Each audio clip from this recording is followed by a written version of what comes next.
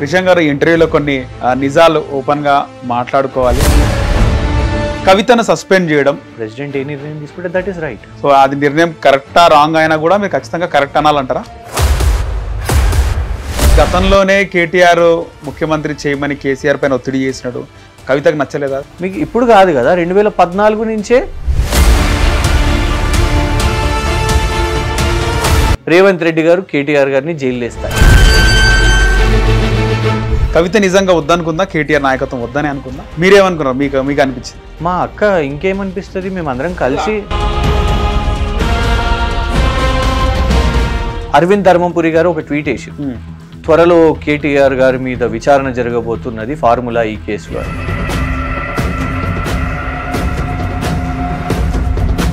హరీష్ రావు గతంలో కుట్రలు చేసిండు కేసీఆర్ పైన అనేది 1,00,000 కోట్ల కుంభకోణం కాళేశ్వరం,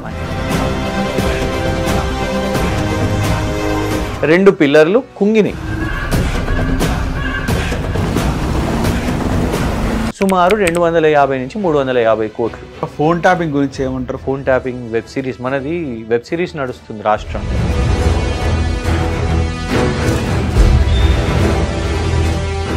హరీష్ రావుతో ముప్పు ఉందనే కేసీఆర్ ప్రచారం కాదు, దాంట్లో వాస్తవం ఉందని చాలా మంది మాట్లాడారు. తెలంగాణ దివాలా తీసింది, తెలంగాణలోకి అపాయింట్మెంట్ ఇస్తలేరు, తెలంగాణలో దొంగల్లాగా చూస్తున్నారు. ఎమోషనల్ గా మనం చూసా వేరే నిజమే కదా, కాంగ్రెస్ ప్రభుత్వం ఇలా జరిగింది. హైడ్రా కూలుస్తుందండి, బుల్డోజర్లు నడుస్తున్నాయి.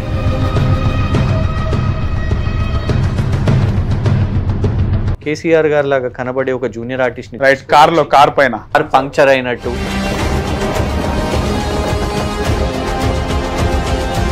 సుమారు 1500 చెట్లు నరికేయడం తప్పు కాదంట. అక్కడ జింకలు చుట్టుపక్కల ఇండ్లలో కురకడం అది కూడా వాస్తవం కాదని చెప్పడం అంట.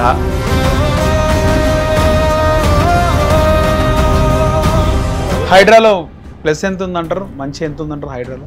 హైడ్రా అసలు ఏంటిది, వాళ్ళు గృహప్రవేశం చేసుకోగానే వాళ్ళది కూల్ చేసినాం, ఇల్లు లేదు, జాగా లేదు, లోను వదిలేస్తాడా? అల్లు అర్జున్ విషయం మీద ఆ నటుడా ఏదేదో మాట్లాడిండు కదా అసెంబ్లీలో. రేవంత్ రెడ్డి అనే వ్యక్తి రాజకీయంగా చేసేది absolutely personal, below the belt and slander politics. నమస్తే, వెల్కమ్ టు హిట్ టీవీ. నేను నరేష్. ఈరోజు మన హిట్ టీవీ స్టూడియోలో మాజీ మైనింగ్ కార్పొరేషన్ చైర్మన్, ప్రస్తుత బీఆర్ఎస్ అఫీషియల్ స్పోక్స్ పర్సన్ మన్నే క్రిషాంక్ ఉన్నారు. మాట్లాడదాం. నమస్కారం క్రిషాంక్ గారు. నమస్కారం. చాలా రోజుల తర్వాత మళ్ళీ మా హిట్ టీవీతో ఇంటర్వ్యూ.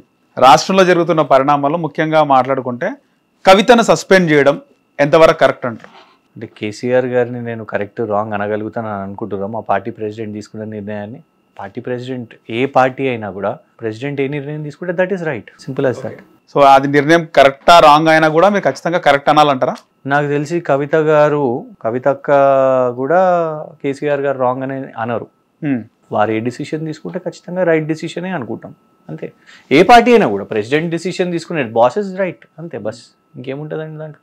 నార్మల్గా చూసుకుంటే ఇమీడియట్గా సస్పెన్షన్ కాకుండా టైం ఇస్తారు, షోకాస్ నోటీస్ ఇస్తారు, ఇవన్నీ కూడా జరుగుతుంటాయి కదా. అంటే జనరలీ నేను ఈ విషయంలో కాకుండా జనరలీ ఒక పార్టీ స్ట్రక్చర్లో ఎట్లుంటుంది అని అంటే, ఆ ఇష్యూ ఏదన్నా ఎవరికన్నా వస్తే అది ఇంటర్నల్గా చెప్తారు. కానీ ఇక్కడ ఈ అంశంలో ఇంటర్నల్ కంటే ప్రెస్ మీట్స్, స్టేట్మెంట్స్ బయటికి వచ్చేసినాయి. వచ్చిన తర్వాత ఇంక ఎక్స్ప్లెనేషన్ ఉంటుందని అనుకుంటారా? సో కేసీఆర్ గారు ప్రెసిడెంట్ కాబట్టి వారు ఎట్లా నిర్ణయం తీసుకోవాలనుకున్నారో తీసుకున్నారు. ఇక్కడ ఇంకా అందులో పెద్ద చర్చ ఏం లేదు. అన్ని అంశాలు కూడా ఓపెన్గా మీడియా ముందు వచ్చి మాట్లాడినరు. సో మాట్లాడిన తర్వాత అండ్ ఒక్కసారి కాదు, ఒక డ్యూరేషన్లో లాంగ్ లెంత్లో చాలా అంశాలు మాట్లాడారు. అవన్నీ కూడా కేసీఆర్ గారికి తప్పు అనిపించినట్టుంది, అందుకే నిర్ణయం తీసుకున్నారు. కానీ కవితను సస్పెండ్ చేయడం రాజకీయంగా కొడుకుకు మేలు చేసి కూతురికి కీడి చేసిండు కేసీఆర్ అనేది చాలామంది మాట్లాడుతున్న మాట. నాకు తెలిసి ఒకటి ఇక్కడ కొడుకు కూతురు అని ఉండదు నరేష్ గారు. ఒకటి మీరు గమనించండి, ఈ పార్టీ కేవలం ఒట్టి కేసీఆర్ గారు ఆలోచిస్తున్నట్టు మీరు అనుకుంటున్నట్టు అంటే కేసీఆర్ గారు ఏదో ఓన్లీ కేటీఆర్ గారు లేకుంటే కవిత గారు కాదు కదా. ఇప్పుడు మేము కానీ, మా కుటుంబ సభ్యులు కానీ, మా పిల్లలు కానీ అందరం కూడా ఆ పార్టీ మీద డిపెండ్ అయి ఉంటాం. ఒక మొత్తము రాష్ట్రంలో ఉద్యమ సమయం నుంచి మొదలు పెట్టుకుంటే తర్వాత 2 సార్లు అధికారం, ఇవాళ మళ్ళీ ప్రతిపక్షంలో. అంటే అందరి ఆశయం ఏముంటుంది, రేపు మళ్ళీ కేసీఆర్ గారిని ముఖ్యమంత్రి చేయాలని ఉంటుంది. కేసీఆర్ గారి గురించి మీడియాలో నెగిటివ్గా మాట్లాడినా, లేకుంటే కేసీఆర్ గారి పార్టీ గురించి నెగిటివ్గా మాట్లాడితే లాభం చేస్తుందా నష్టం చేస్తుందా? నష్టమే చేస్తుంది. సో లాభం చేసేవాళ్ళు బీఆర్ఎస్ మళ్ళీ కేసీఆర్ గారిని అధికారంలోకి తీసుకురావాలి అనే ప్రయత్నమే చేస్తారు. ఎందుకంటే ప్రతి ఒక్క కార్యకర్త అయినా, ఒక పోస్టర్ వేస్తున్న కార్యకర్త అయినా, ఒక జెండా పట్టుకున్న కార్యకర్త అయినా, వాళ్ళ ఆ రోజు కూలి వదులుకున్నా, లేకుంటే వాళ్ళ వ్యాపారం వదులుకున్నా, ఏది చేసినా ఫోర్గో చేసి సాక్రిఫైస్ చేసి పార్టీకి పనిచేస్తారు. సో అల్టిమేట్గా ఇది ఒక ఇండివిజువల్, అది మా వర్కింగ్ ప్రెసిడెంట్ గారి విషయము కాదు, కవిత గారి విషయము కాదు, 60 లక్షలు అంటే మాకు ఎంతో మంది మెంబర్షిప్, వాళ్ళ కుటుంబాలు, అందరి విషయం. సో ఖచ్చితంగా కేసీఆర్ గారు లార్జర్ ఇంట్రెస్ట్తో ఆలోచించాల్సి వస్తుంది. Party comes first. కానీ ఇక్కడ ముందు నుంచి కూడా కవిత అంటుంది, నాకు కేసీఆర్ గారి నాయకత్వమే కావాలి, కేసీఆర్ గారు తప్పితే ఇతరుల నాయకత్వంలో మేము పనిచేయమని పదే చెప్పింది. ఎప్పుడైతే లెటర్ లీక్ అయిందో, అంటే కేసీఆర్ నాయకత్వమే కావాలంటే కేటీఆర్ నాయకత్వం వద్దనుకుందా? వారు సమాధానం చెప్పాలి. ఎందుకంటే అక్క మాట్లాడిన దాంట్లో నాకైతే కాంట్రడిక్షన్ కనబడ్డది. ఏం కనబడ్డది? కాంట్రడిక్షన్ ఏంటంటే లాస్ట్ దాంట్లో అన్న వర్కింగ్ ప్రెసిడెంట్ అనేసి అన్నారు, మీరు మాట్లాడేటుండే కదా అని అన్నారు. అది లాస్ట్ లో ఆఫ్టర్ సస్పెన్షన్. ఫస్ట్ లో మాత్రం నేను ఓన్లీ కేసీఆర్ గారి నాయకత్వాన్ని యాక్సెప్ట్ చేస్తున్నాను అన్నారు. ఈ రెండింటి మధ్యలో ఒక డిఫరెన్స్ ఉంది. ఇది మీరే పసిగట్టారు, మళ్ళీ నాన్నూరుతో ఎందుకు అనిపిస్తుంది? అయితే కేటీఆర్ గతంలోనే కేటీఆర్ ముఖ్యమంత్రి చేయమని కేసీఆర్ పైన ఒత్తిడి చేసినాడు. రీసెంట్ గా కూడా నన్ను అధ్యక్షుని చేసే పార్టీకని కేటీఆర్ బాగా ఒత్తిడి చేస్తున్నాడు. అందుకే హరీష్ రావు కూడా బయటకు వచ్చి స్టేట్మెంట్ ఇచ్చిండు, కేటీఆర్ నాయకత్వంలో నేను పనిచేయడానికి రెడీ ఉన్నా ఒక సైనికుని లాగా. కవితకు నచ్చలేదా? ఎవరన్నారు ఇది? హరీష్ రావు అన్నాడు, ఒక స్టేట్మెంట్ ఇవ్వడం జరిగింది. కాదు కేటీఆర్ గారు ఒత్తిడి చేస్తున్నారని ఎవరన్నారు? ఒకటి జరుగుతుంది లోపల, అందుకే కవిత వద్దనుకుంటుంది అని, ఇష్టం లేదు. వరంగల్ మీటింగ్ వరకు అంత మంచిగానే ఉండే కదా. వరంగల్ మీటింగ్ మళ్ళీ ఎందుకు అన్నను వద్దనుకుంది? ఎందుకు ఎప్పుడు వద్దనుకున్నారు? అన్నని అన్న నాయకత్వంలో వద్దని ఎందుకు అనుకుంది? ఎప్పుడు అసలు కాదు లెటర్ లీక్ తర్వాత కేటీఆర్ గారు ఒత్తిడి ఎప్పుడు చేసిండ్రు? రీసెంట్ గానా ముఖ్యమంత్రిగా ఉన్నప్పుడు? అప్పుడు లేని ఇబ్బంది ఇప్పుడు ఎందుకు వచ్చింది ఇబ్బంది? బయటికి వచ్చి మాట్లాడింది ఈ మధ్య కాలంలో. మీరు అంటున్నది ఒత్తిడి అప్పుడు పెట్టి అప్పుడు జరిగిందని చెప్పేసి ఇప్పుడు ఉన్నటువంటి ప్రస్తుత మంత్రి పొంగులేటి శ్రీనివాసరెడ్డి ఒక రీసెంట్ గా అనడం జరిగింది. పొంగులేటి శ్రీనివాసరెడ్డి గారిని ఇక్కడ సీరియస్ తీసుకునేటట్టు ఉందండి. బాంబులు వేల్తాయి, ఇది వేల్తాయి, బాంబులు తుస్సు అన్నది. ఆ దివాళీ అయిపోయింది, ఇంకో దివాళీ కూడా వచ్చినాం. ఇప్పటికన్నా బాంబులు తయారు చేసుకుంటారో లేదో. సో పొంగులేటి శ్రీనివాసరెడ్డి గారు. ఇంకోటి ఏంటంటే ఆపోజిట్ పార్టీ వాళ్ళ కావాల్సిందే మసాలా. ఇందులో ఎప్పుడు ఏదో అవుతుంది. మీకు ఇప్పుడు కాదు కదా, 2014 నుంచే ఇటు హరీష్ రావు గారి మధ్యలోనూ, లేకుంటే కేటీఆర్ గారి మధ్యలోనూ, కేసీఆర్ గారి మధ్యలోనూ ఇది రెగ్యులర్ ఆనవాయితీ. అది చెప్తేనే వాళ్ళకు లైమ్ లైట్ కొంచెం హైప్ వస్తుంది. పబ్లిక్ ఇష్యూస్ మాట్లాడాలి కదా. ఎలా ఒకటి చెప్తాను, బండి సంజయ్ గారికి ఈటల రాజేందర్ గారికి పంచాయతీ ఉందా లేదా? పంచాయతీ ఉంది అని చెప్పి ఉంది కదా. ఏనాడైనా మేము మాట్లాడినామా? కేటీఆర్ గారు మాట్లాడడం విన్నారా మీరు? బండి సంజయ్ గారికి ఈటల రాజేందర్ గారికి పంచాయతీ ఉంది, అది వాళ్ళ పార్టీ వాళ్ళ అంశం. హైలైట్ చేయడం ఇష్టం లేదా? లేకపోతే మాకు అంటే అది అది అనవసరం అండి. మేము కేంద్రంలో ఉన్న బీజేపీ తెలంగాణకి ఏం చేస్తుంది అనే పాయింట్ మేము మాట్లాడతాం, కానీ వాళ్ళ ఇంట్లో పంచాయతీ ఏమవుతుందో మాకేంది. సేమ్ థింగ్ కాంగ్రెస్ పార్టీలో. ఉదాహరణకు గతంలో ఉత్తమ్ కుమార్ రెడ్డి గారు పిసిసి ప్రెసిడెంట్ గా ఉన్నప్పుడు రేవంత్ రెడ్డి గారు ఒక కార్పొరేట్ స్ట్రాటజిస్ట్లను ఒక వార్ రూమ్ ని పెట్టి ఉత్తమ్ కుమార్ రెడ్డి గారి మీద సోషల్ మీడియాలలో అటాక్ చేశారు. మీకు గుర్తుంటే ఆయన చీఫ్ ఉన్నప్పుడు ఉత్తమ్ కుమార్ రెడ్డి గారు పోలీస్ కంప్లైంట్ కూడా ఇచ్చిన పరిస్థితి. పోయి కమిషనర్ గారికి కంప్లైంట్ ఇచ్చారు. సొంత పార్టీ, అది మా అంశం కాదు, అది వాళ్ళిద్దరు పంచాయతీ, వాళ్ళ పార్టీ పంచాయతీ. కానీ ఇక్కడికి వచ్చేసరికి ఈ రాష్ట్రంలో మీరు ఒకటి గమనించండి, కేటీఆర్ అనే వ్యక్తిని తిడితే మేము కొంచెం పబ్లిసిటీ వస్తుందని ఇలా లైన్ కట్టిరు కదా. మీరు చూడండి, ఇద్దరు కూడా అరవింద్ ధర్మపురి గారు ఒక ట్వీట్ వేసారు, త్వరలో కేటీఆర్ గారి మీద విచారణ జరగబోతున్నది ఫార్ములా ఈ కేసులో అని. అరవింద్ గారికి ఎట్లా తెలుస్తుంది? ఎందుకంటే ఆ మ్యాటర్ ఎక్కడ ఉన్నది? ఇప్పుడు గవర్నర్ ఆఫీస్లో ఉన్నది. గవర్నర్ గారు చెప్పిర్రా, లేదు ఏసీబీ చెప్పిందా, ముఖ్యమంత్రి కార్యాలయం చెప్పిందా? అరవింద్ గారికి ఎట్లా తెలుస్తుంది నాకు చెప్పండి. ఇక మరుసటి దినం పొద్దున బండి సంజయ్ గారు కేటీఆర్ గారి మీద విచారణ చేపట్టాలి, కారు ఇది అది అనేసి ఆయన వేసేయండు. బండి సంజయ్ గారి డిమాండ్ ఇది. పొంగులేటి శ్రీనివాసరెడ్డి గారు ఒక స్టేట్మెంట్, కేటీఆర్ పిల్లాడు ఇది అది ఎలక్షన్లో ఓడగొడతా, నేను ఛాలెంజ్ చేస్తున్నా అని ఆయనే.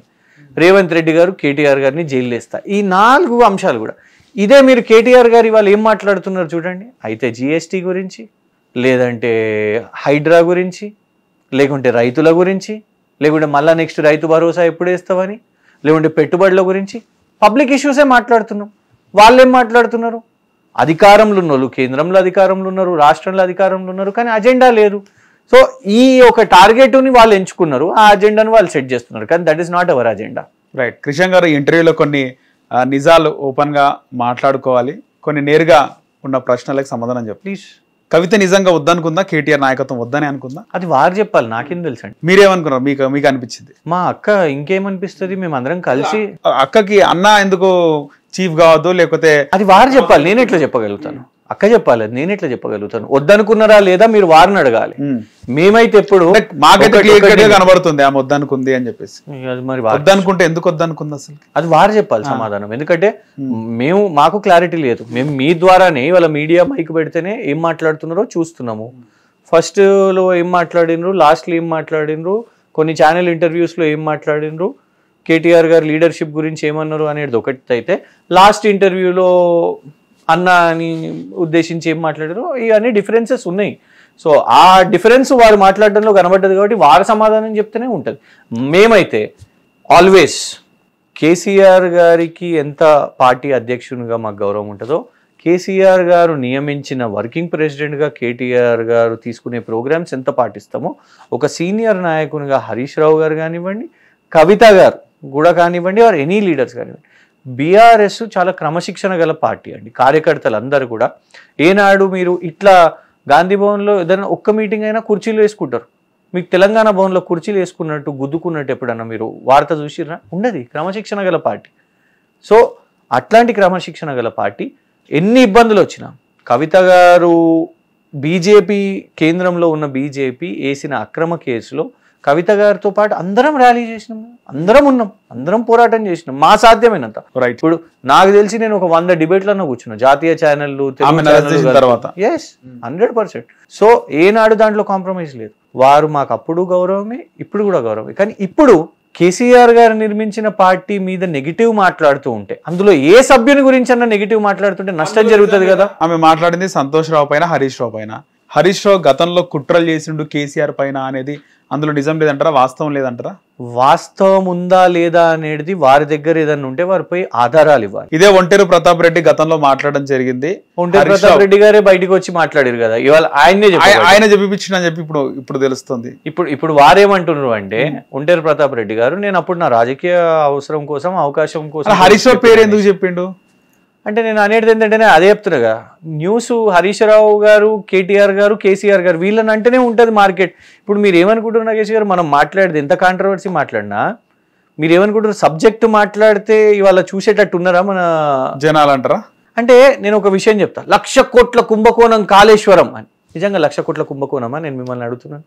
ఘోష్ కమిషన్ రిపోర్ట్ ఏమని చెప్పింది? అల్టిమేట్ గా ఏదైనా ఫిగర్ చెప్పిందా, ఇలా అవినీతి జరిగింది, కేసీఆర్ గారు ఇన్ని 100,000 కోట్లు తిన్నారు అని ఏమైనా చెప్పిందా? వాస్తవానికి ముందు అది 1,30,000 కోట్లు అన్నారు. ఇప్పుడు రీసెంట్ గా చూస్తే లెక్క 1,85,90 వరకు కూడా ఉన్నాయి. 90,000 కోట్లు, 1,90,000 కోట్లు. 190,000 కోట్లు కాదు, మళ్ళీ మీరు కొత్త ఫిగర్ చెప్పలే. రీసెంట్ గా కొంతమంది ఇంటెలెక్చువల్ చెప్పిన మాట. ఏ ఇంటెలెక్చువల్ చెప్పిండండి? అదే కదా సమస్య. ఇప్పుడు మీ పార్టీ ఎమ్మెల్యేగా పోటీ చేసిన ఆర్ఎస్ ప్రవీణ్ కుమార్ గారే చెప్పారు 1,93,000 కోట్లు అని. 1,93,000 కోట్లు ఖర్చు అయిందని చెప్పి. ప్రాజెక్ట్ ఖర్చు ఏమో, I will have to verify with that. Ghosh commission report చెప్పిన ప్రకారం అయితే 93,000 కోట్లు అనేసి ప్రాజెక్టు చెప్పింది. 93,000 కోట్ల ప్రాజెక్టులో మీకు బరాజ్లు కనబడుతున్నాయి, రిజర్వాయర్లు కనబడుతున్నాయి, టనల్లు కనబడుతున్నాయి, అన్ని కనబడుతున్నాయి, నిర్మాణం, నీళ్లు కూడా కనబడుతుంది. సో ఖర్చు పెట్టింది మీకు తెలుస్తుంది. మరి 1,00,000 కోట్ల కుంభకోణం అని ఎట్లా చెప్తారు? ఇంకోటి, 2 పిల్లర్లు కుంగినాయి.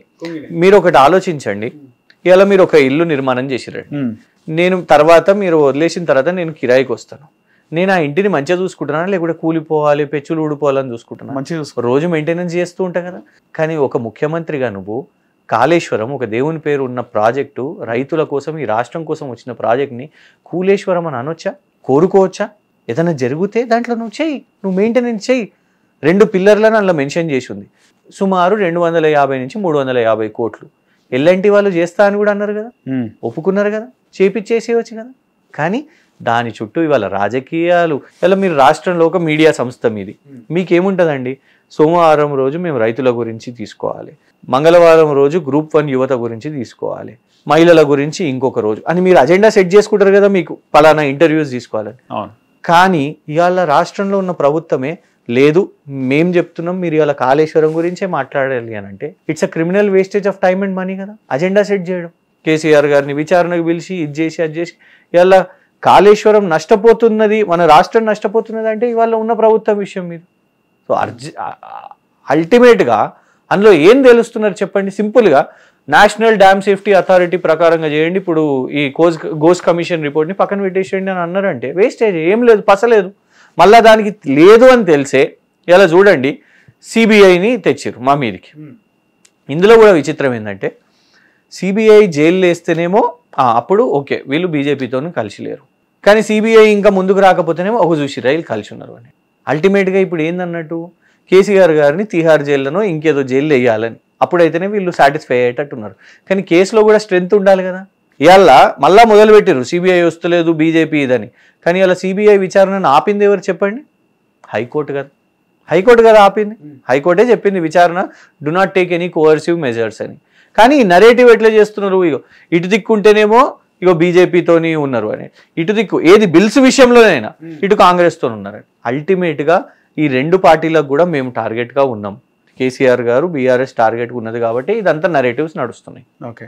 సో హరీష్ రావు 2014లోనే కాకుండా 19లో కూడా, ఇన్ఫ్యాక్ట్ 18లో కూడా హరీష్ రావుతో ముప్పు ఉందనే కేసీఆర్ ఏదైతే మంత్రి పదవులు ఇచ్చే విషయంలో హరీష్ రావుకి మంత్రి పదవి ఇవ్వలేదు అనేది కూడా ఒక పెద్ద ప్రచారం కాదు, దాంట్లో వాస్తవం ఉందని చాలా మంది మాట్లాడారు. అప్పుడు మీకు గుర్తుంటే అది అంటే ఇవి చూడండి, ఇవాళ మనం హరీష్ అన్నను విలన్ చేయాలి కాబట్టి హరీష్ అన్న గురించి మనం అట్లా మాట్లాడుతూ ఉంటాం. కానీ నిజం ఏంటిది, అదే టైంలో కేటీఆర్ గారికి కూడా మంత్రి పదవి ఇవ్వలేదు. అది ఇంకా రభస అవుతుంది కదా ఇస్తే. సో అంటే రభస ఎందుకు? ఇప్పుడు ఓన్లీ హరీష్ రావు గారి మీదనే కోపం ఉండే హరీష్ రావు గారిని పక్కన పెడుతుండే, కేటీఆర్ గారిని కూడా ఎందుకు పెడుతుండే? సో స్ట్రాటజీ ఉంటుందండి, ప్రతి ఒక్క పార్టీకి స్ట్రాటజీ ఉంటుంది. ఇలా మీరు గమనించండి, కాంగ్రెస్ వాళ్ళు ప్రభుత్వంలో ఉన్నారు, వాళ్ళు ఫస్ట్ క్యాబినెట్ వేసుకోనికి ఎంత టైం పట్టిందండి కదా. తర్వాత మళ్ళీ క్యాబినెట్ వేసుకున్న తర్వాత ఢిల్లీకి చక్కర్లు కొట్టిన తర్వాత ఇవన్నీ అయిన తర్వాత మళ్ళా మొన్న ఎన్ని శాఖలకు మంత్రులు లేకుండే? సంక్షేమ శాఖకు మంత్రి లేకుండే, విద్యాశాఖకు హోంశాఖ లేరు.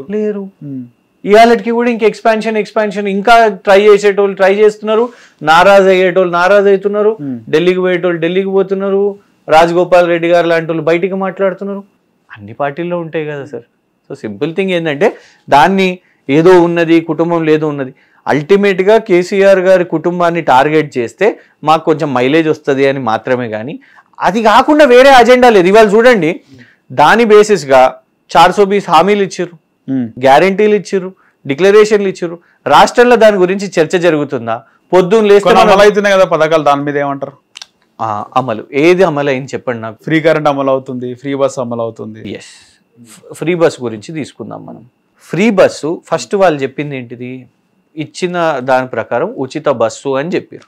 దాని తర్వాత ఫస్ట్ స్టెప్ ఫిట్టింగ్ ఏం చేసారు వీళ్ళు, ఏమన్నారు, మేము ఈ చట్టాన్ని చేస్తాం దీన్ని గ్యారంటీలే అంటే దాంట్లో ఏ వైలేషన్ చేసినా లాని వైలేట్ చేసినట్టే కదా, చట్టం చేయలే. బస్సును తెచ్చిన తర్వాత లేదు కేవలం ఆర్డినరీ బస్సులే, డిలక్స్లు సూపర్ డిలక్స్లు ఈ బస్సులు కాదని ఫస్ట్ అక్కడ కొట్టేసారు. తర్వాత ధర పెంచిరా లేదా? ధరలు పెంచారు. ఇప్పుడు ఆడవారికి జరుగుతుంది అనుకుందాం, చలో మంచిదే, కానీ మగవారు కూడా అదే కుటుంబం కదా. నువ్వు అక్కడికి వెళ్ళి ధర పెంచి వాళ్ళ జేబులకి వెళ్ళి తీసుకొని ధర ఈ విధంగా పెరుగుతుంది అనుకోవచ్చు కదా. ఏ ప్రభుత్వమైనా ధర పెంచవచ్చు కదా. ధర ముందు ప్రభుత్వాలు ఎప్పుడు పెంచినాయి? నువ్వే ఎంత ఇమీడియట్ గా పెంచినావు? నువ్వు వచ్చిందే ఎప్పుడు? నువ్వు రాగానే పెంచేసినావు కదా, నువ్వు రాగానే పెంచినావు. ఇంకోటి, పోనీ బస్సులను పెంచినావా? బస్సుల సంఖ్య పెంచినావా? బస్సుల సంఖ్య పెరుగుంటే ఆ గుద్దులాటలు అవుతుండేనా? డబ్బుతోని డబ్బు ఇచ్చి టికెట్ కొనుక్కొని మగవారికి టికెట్ లేదు, సీటు లేదు, ఆడవారికి కూడా అందులో గుద్దులాటలు ఇవన్నీ, ఇదంతా నంబర్ 1. ఇంకోటి, నువ్వు అదే 2500 రూపాయలు ఇస్తే దర్జాగా వాళ్ళు టికెటే కొనుక్కుంటుండే. అట్లా ఆర్టీసీకి కూడా రొటేషన్ అవుతుండే కదా. నువ్వు 2500 రూపాయలు హామీ ఇచ్చినావు కదా, ఇస్తాను. పోనీ ఇదే ఉచిత బస్సుకి ప్యాకేజ్గా అంటే పూర్తి అమలు ఎందుకు అయితే లేదు అని అంటున్నా అంటే, ఉచిత బస్ అయినప్పుడు వీళ్ళ కాంగ్రెస్ మేనిఫెస్టోనే రీడ్ చేసింది ఏంటంటే బస్సులది ఇది ఉచిత అయితే ఆటోకి డెంట్ పడుతుంది, ఆటో వాళ్ళకి ఇబ్బంది పడుతుంది అని అన్నట్టు. అందుకు ఏం చేస్తామంటే ప్రతి ఆటో డ్రైవర్కి ఆటో వాళ్లకు సంవత్సరానికి 12,000 ఇస్తాము అని చెప్పారు. 2 సంవత్సరాల 24,000 ఎక్కడా? ఇవాళకి కూడా రూపాయి ఇవ్వలేదు. అమలు అయినట్టా చెప్పండి ఇప్పుడు నాకు. ఆర్టీసీ వాళ్ళు సంతోషంగా ఉన్నారా? ఆర్టీసీ సిబ్బంది బూతులు పడాల్సిన పరిస్థితి. మహిళలకు కొంతమంది సంతోషంగా ఉన్న పరిస్థితి కనబడుతుంది గ్రౌండ్ లెవెల్లో. నేను కూడా కొన్ని నియోజకవర్గాలు తిరిగినాను. మహిళలు అంటే మాకు 500,000 రూపాయలు ఖర్చు అవుతున్నా మిగులుతున్నాయి మాకు అనేది కొంతమంది పేద మహిళల వర్షం. ప్రతి స్కీము కొంతమందికి నచ్చవచ్చు, కొంతమందికి నచ్చకపోవచ్చు. కానీ నచ్చని వాళ్ళు కూడా ఉన్నారు కదా. వాళ్ళు అనేది ఏంటంటే వాళ్ళు అనేవాళ్ళు మేము అనుకునే ఎక్కువ సంఖ్య ఏంటంటే నువ్వు అన్న 2,500 అయితే ఆ 500 మేము ఆ టికెట్లకు మీరు అంటున్నారు కదా 500 మిగులుతున్నాయని, నువ్వు 2,500 మహిళలకు ఇవ్వు, ఆ 500 అందులోనే ఖర్చు పెడతారు. ఆ రూపీస్ ఖర్చు అయినప్పుడు ఏంటిదంటే పైసలు మార్కెట్లో ఎకానమీ రొటేషన్ అవుతుంది కదా. మరి అది చేయి నువ్వు. 2,500 ఇచ్చినా కూడా ఇదే వ్యతిరేక. ఇంకొక విషయం చెప్తా, సిటీలో ఇంకొకటి కూడా ఎత్తిరుకుందాం. మేము రెగ్యులర్ గా బస్సుకు పోతుండే, 10 రూపాయలు టికెట్ పెట్టి కొంటుండే, టికెట్ కొని పోతుండే, మంచిగా దర్జాగా సీటు కూర్చుంటుండే. నువ్వు ఇవాళ ఉచితం అని పెట్టేసి రద్దీ కూడా పెరిగిపోయి అసలు వాళ్లకు మేము ఉద్యోగాలకు పోవాలనుకుంటే ఇవాళ సీటు దొరకలేదు, కష్టం అవుతుంది. అందుకు మేము ర్యాపిడో తీసుకొని పోతున్నాం. ఈ 10 కాస్త పోయి మాకు 40-50 అవుతున్న పరిస్థితి ఉంది. అందుకే రోడ్స్ కూడా మనం ఇవాళ వాహనాలు ఎక్కువ చూస్తున్నాం. పబ్లిక్ ట్రాన్స్పోర్ట్ కంటే ఇవి కూడా ఎక్కువ ఇబ్బంది అవుతున్నాయి. ఇది మేము అన్నాం అనుకోండి, ఇప్పుడు ఉట్టిగా కూడా కొందరు ట్రావెల్ చేస్తున్నారు. సింపుల్గా మనం చూసినాం కూరగాయలు కట్ చేసేటి ఇవన్నీ, అరే మీరు మహిళలను అవమానపరుస్తారా అని ఇవన్నీ అంటారు. సో ఇది ఒక్క స్కీమ్ గురించే మనం ఇంత చూడండి, ఇంత ఫ్రీ కరెంట్ గురించి ఏమంటారు? ఫ్రీ కరెంట్ గురించి కూడా అది మేము గతంలో తీసుకున్న స్కీమ్ లో భాగంగా 200 యూనిట్స్ అవన్నీ కూడా ముందు నుంచి మేము చెప్పిందే. ఇవాళ సెలూన్లు ఉన్నాయి, ధోబిఘాట్లు ఉన్నాయి, మరి అవి ఎందుకు అమలు పరుస్తలేరు? అమలు అవుతున్న దాని గురించి ఏమంటారు? ఇంకోటి ఫ్రీ కరెంట్ దాకా మీరు పోతున్నారు, అసలు కరెంట్ 24 గంటలు వస్తున్నదా అండి? ఎలాంటి అంతరాయాలు లేకుండా అక్కడికి ఎప్పుడో ఒకసారి ఎక్కడ కాదు. మీకు ఒకటి చెప్తా, ఎన్ని మోటార్లు కాలిపోతున్నాయి చెప్పండి. ఒక రైతుకి అడిషనల్ బర్డన్ కదా. ఒక మోటార్ కాలినప్పుడు దాని సోల్డరింగ్ అవన్నీ చేయడానికి ఎంత అవుతుందండి ఖర్చు? ఒక మోటార్ ఖర్చు దాన్ని రిపేర్ చేపించడానికి మినిమం 5,000, 6,000, 7,000 ఏమైంది దాని బైండింగ్ ఏమేమో ఉంటాయి కదా, దాంట్లో 5,000 అవుతాయా? అవుతుంది. నువ్వు కరెంటు బిల్, నువ్వు క్వాలిటీ కరెంట్ ఇస్తే నువ్వు కరెంటు బిల్లు ఇవన్నీ అనేసి 5-6 సార్లు ఊర్లలో వ్యవసాయానికి 5-6 సార్లు. వాస్తవం కదా, మన హైదరాబాద్లో ఇవాళ కూడా కరెంటు పోయింది. ఇవాళ కూడా నేను ఇప్పుడు బీఆర్ఎస్ తెలంగాణ భవన్ నుంచి వస్తున్నా, అక్కడ కరెంట్ పోయింది. చెక్ చేసుకోమని చెప్పండి, వాళ్ళు చెక్ చేసుకోగలుగుతారు కదా ఎక్కడ కరెంటు.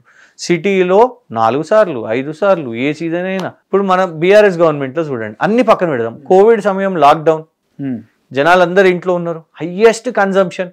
అవును, కానీ ఎలాంటి కోతలు లేవు. సో ఇది మళ్ళీ ఇంకో సెకండ్ స్కీమ్. ఇక మూడో స్కీమ్, లిస్ట్ ఆఫ్ స్కీమ్స్. బంగారం ఇస్తా అంటివి, 2,500 అంటివి, 4,000 రూపాయలు పెన్షన్లు అంటివి, రైతు భరోసా 15,000, రైతు భరోసా 15,000 అన్నాడు. అవును, ఏమైంది? దానికి మళ్ళా కుదించుకొని 12,000. అది కూడా 2 సార్లు ఎక్కువ లేదు. అక్కడ లంక బిందెలు ఉన్నాయి అనుకున్నాము, ఖాళీ మట్టి కుండలు ఉన్నాయని చెప్పి. అంటే నేను అనేది అట్లాంటప్పుడు నువ్వు ముఖ్యమంత్రి కూర్చునే అర్హత నీకు. కేసీఆర్ దివాలా తీసిన రాష్ట్రాన్ని. ఇది ఒకటి చెప్తాను నాగేశ్వర్, మీరు అంటే Revanth Reddy reserve bank of ఇండియాని సీరియస్ తీసుకుందామా, రేవంత్ రెడ్డి గారి లెక్కలను సీరియస్ తీసుకుందామా? రిజర్వ్ బ్యాంక్ ఆఫ్ కదా. రిజర్వ్ బ్యాంక్ ఆఫ్ ఇండియాలో మన దేశంలో రూపాయి లెక్క రిజర్వ్ బ్యాంక్ ఆఫ్ ఇండియా దగ్గర ఉంటుంది. బ్యాంకులు ఎంత ఉంది, ప్రజల దగ్గర ఎంత ఉంది, మార్కెట్లు ఎంత ఉన్నది, ప్రతి రూపాయి తెలుస్తుంది. సో ఒక రాష్ట్ర ప్రభుత్వం ఒక అప్పు తీసుకున్నప్పుడు రిజర్వ్ బ్యాంక్ ఆఫ్ ఇండియాకి తెలియకుండా ఉంటుందా? తెలుస్తుంది కదా. రిజర్వ్ బ్యాంక్ ఆఫ్ ఇండియా ఇచ్చిన లెక్క తెలంగాణ అంటే కేసీఆర్ గారి ముఖ్యమంత్రి వారికి 3,20,000 కోట్లు. ఇది రిజర్వ్ బ్యాంక్ ఆఫ్ ఇండియా ఇచ్చిన లెక్క, 3,20,000 కోట్లు. ఓకే. ఇక మన నోరు నచ్చింది ఫిగర్ చెప్పుకుందాం. రేవంత్ గారు 6 లక్షల కోట్లు అంటారు, బట్టి గారు 7 లక్షల కోట్లు అంటారు, ఎవరైనా చిన్న ఎమ్మెల్సీలు ఎమ్మెల్యేలు 8 లక్షల కోట్లు అని అంటారు. రేవంత్ రెడ్డి టిల్ డేట్ ఎంతవరకు అప్పు తీసుకున్నారు చెప్తా, ఐ కమ్ టు దట్. ఇప్పుడు ఏమని మొదలు పెట్టిండ్రు అంటే మేము గత ప్రభుత్వాన్ని మిత్తిలు కడుతున్నాము ఇది అని అంటారు. మిత్తిలు కడుతున్నాము మేము, 1,00,000 కోట్లు నాకు మిత్తికే పోయినాయి అని చెప్పారు. చూస్తేనేమో CAG documents, reserve bank of డాక్యుమెంట్స్లో, బ్యాంక్ ఆఫ్ ఇండియా డాక్యుమెంట్స్లో ఇవాళ వరకు సంవత్సరానికి వాళ్ళు కట్టింది ప్రతి నెల 2,000 కోట్ల మిత్తి మాత్రమే, దానికంటే ఎక్కువ కట్టలేదు. అంటే 20 నుంచి 24,000 కోట్లు. కానీ ఈ 2 సంవత్సరాల్లో మాత్రం వాళ్ళు తీసుకున్నది 2,50,000 కోట్ల అప్పు. ఇప్పటివరకు నిన్నటికి 4,000 కోట్లు మూసి చైనా ఏషియన్ డెవలప్మెంట్ బ్యాంక్ నుంచి తీసుకున్నది. ఎన్ని కోట్లండి? 4,000 కోట్లు నిన్న తీసుకుంటే మూసి కోసం 2,50,000 కోట్లు. మీకు ఒక్కటి చెప్తాను, 10 సంవత్సరాల బీఆర్ఎస్ ప్రభుత్వంలో 3,20,000 కోట్లు అప్పు తీసుకుంటే ప్రాజెక్టు కట్టినాం, ఎన్నో చెక్ డ్యాంలు నిర్మాణం చేసినాం, ఆర్యూబీలు కట్టినాం, అండర్ పాస్లు కట్టినాం, ఫ్లైఓవర్లు కట్టినాం, కొత్త కమిషనరేట్లు కట్టినాం, ప్రతి జిల్లాలో కొత్త కలెక్టరేట్లు కట్టినాం, రైతు వేదికలు కట్టినాం, వైకుంఠ ధామాలు కట్టినాం.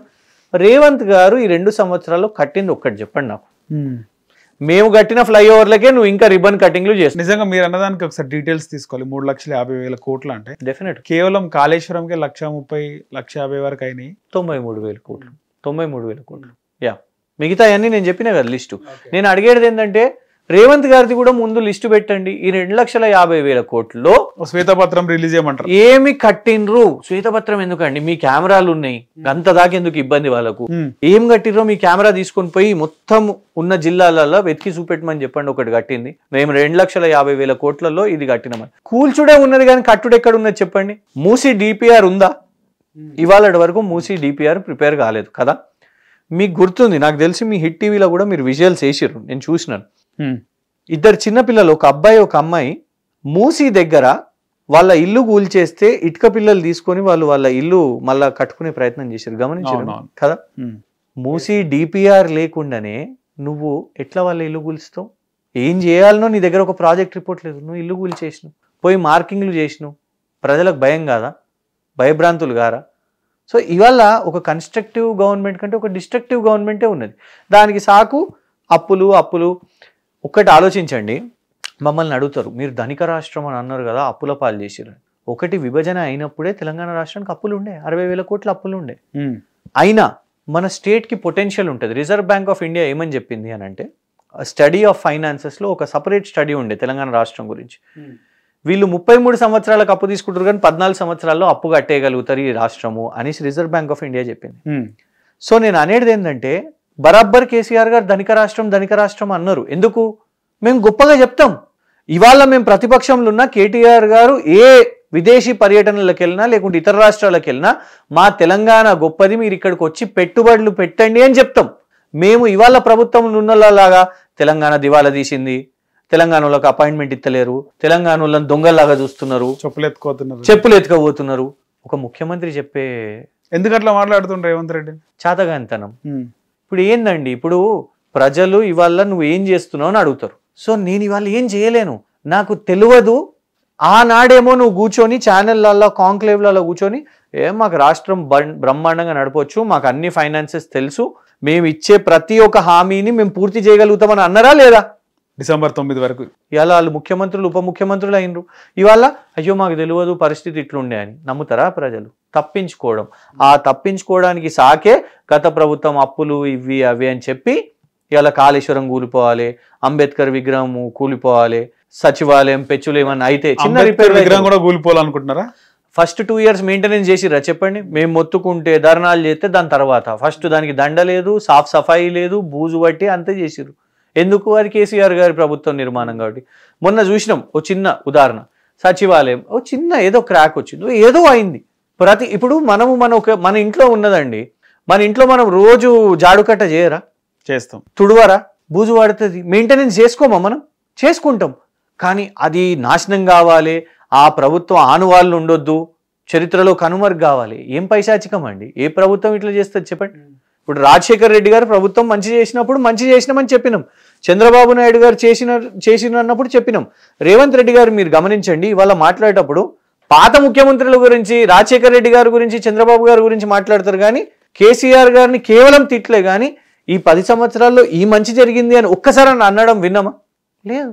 అంటే నాకు కూడా అదే క్వశ్చన్ ఉంది. అంటే కన్స్ట్రక్టివ్ పాలిటిక్స్ ఉన్నాయా అసలుకి?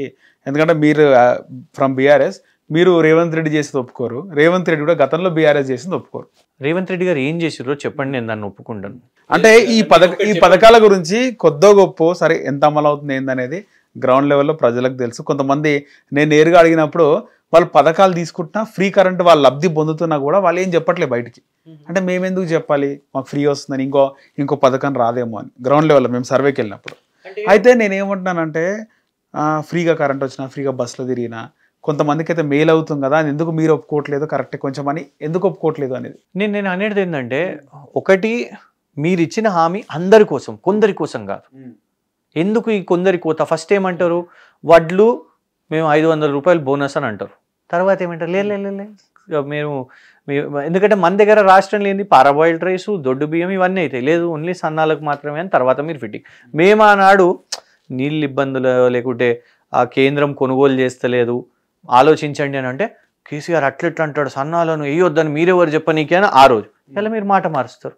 మీరు నిరుద్యోగ భరోసా అని అంటారు, తర్వాత మేము అనలేదు అసెంబ్లీలో నిలబడి. మాట మార్చడం కరెక్ట్ కాదు కదా. అందరికీ హామీ ఇచ్చినప్పుడు అందరికీ చేయండి, మెచ్చుకుంటాం. మీరు ఏదైనా మంచి చేసిరు, ఒక కంపెనీ ఇప్పుడు డావోస్ పోయినప్పుడు ఏదైనా తీసుకొని వస్తారు అని అంటే స్వాగతం పలుకుతాం డావోస్ పోయినప్పుడు. కానీ ఫ్రాడ్ కంపెనీలతో ఒప్పందం చేసుకొని, సొంత తమ్ముని కంపెనీతో అక్కడ ఒప్పందం చేసుకొని ఇక్కడ వచ్చి గొప్పలు చెప్పుకుంటే అడగొద్దాం మేము? ప్రతిపక్షంగా మా బాధ్యత. మేమేం మీలాగా వ్యక్తిగత మాటలు అయితే మాట్లాడతలేం కదా. మేము మాట్లాడేటి రోజు ప్రజల అంశాలే మాట్లాడుతున్నాం. వాళ్ళు పొద్దున్న లేస్తే తిట్టడము, బిల్లారంగా కేటీఆర్ హరీష్ రావు బిల్లారంగా. మీకు ఐడియా ఉందా బిల్లారంగా ఏ కేసులో వాళ్ళను చేసిరు? చిన్న పిల్లలను అత్యాచారం చేసి, మానభంగం చేసి, రేప్ చేసి చంపిన వాళ్ళను ఇలా ఒక ప్రజాప్రతినిధులుగా ఏనాడు ఎలక్షన్ ఓడిపోని కేటీఆర్ గారిని హరీష్ రావు గారిని అనవచ్చునా?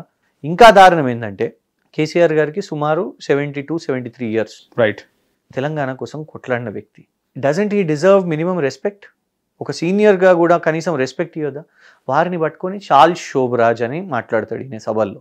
చార్ల్స్ శోభరాజ్ ఏ కేసుల్లో అయిందండి? ఆయనని బికినీ కిల్లర్ అని అంటారు. మహిళలను అత్యాచారాలు చేసి చంపి ఆ కేసులో ఉన్న ఆయనను నువ్వు కేసీఆర్ గారితో పోల్చుతావా? అంటే మినిమం పొలిటికల్ ఈథోస్ అనేటివి ఉండాలి కదా.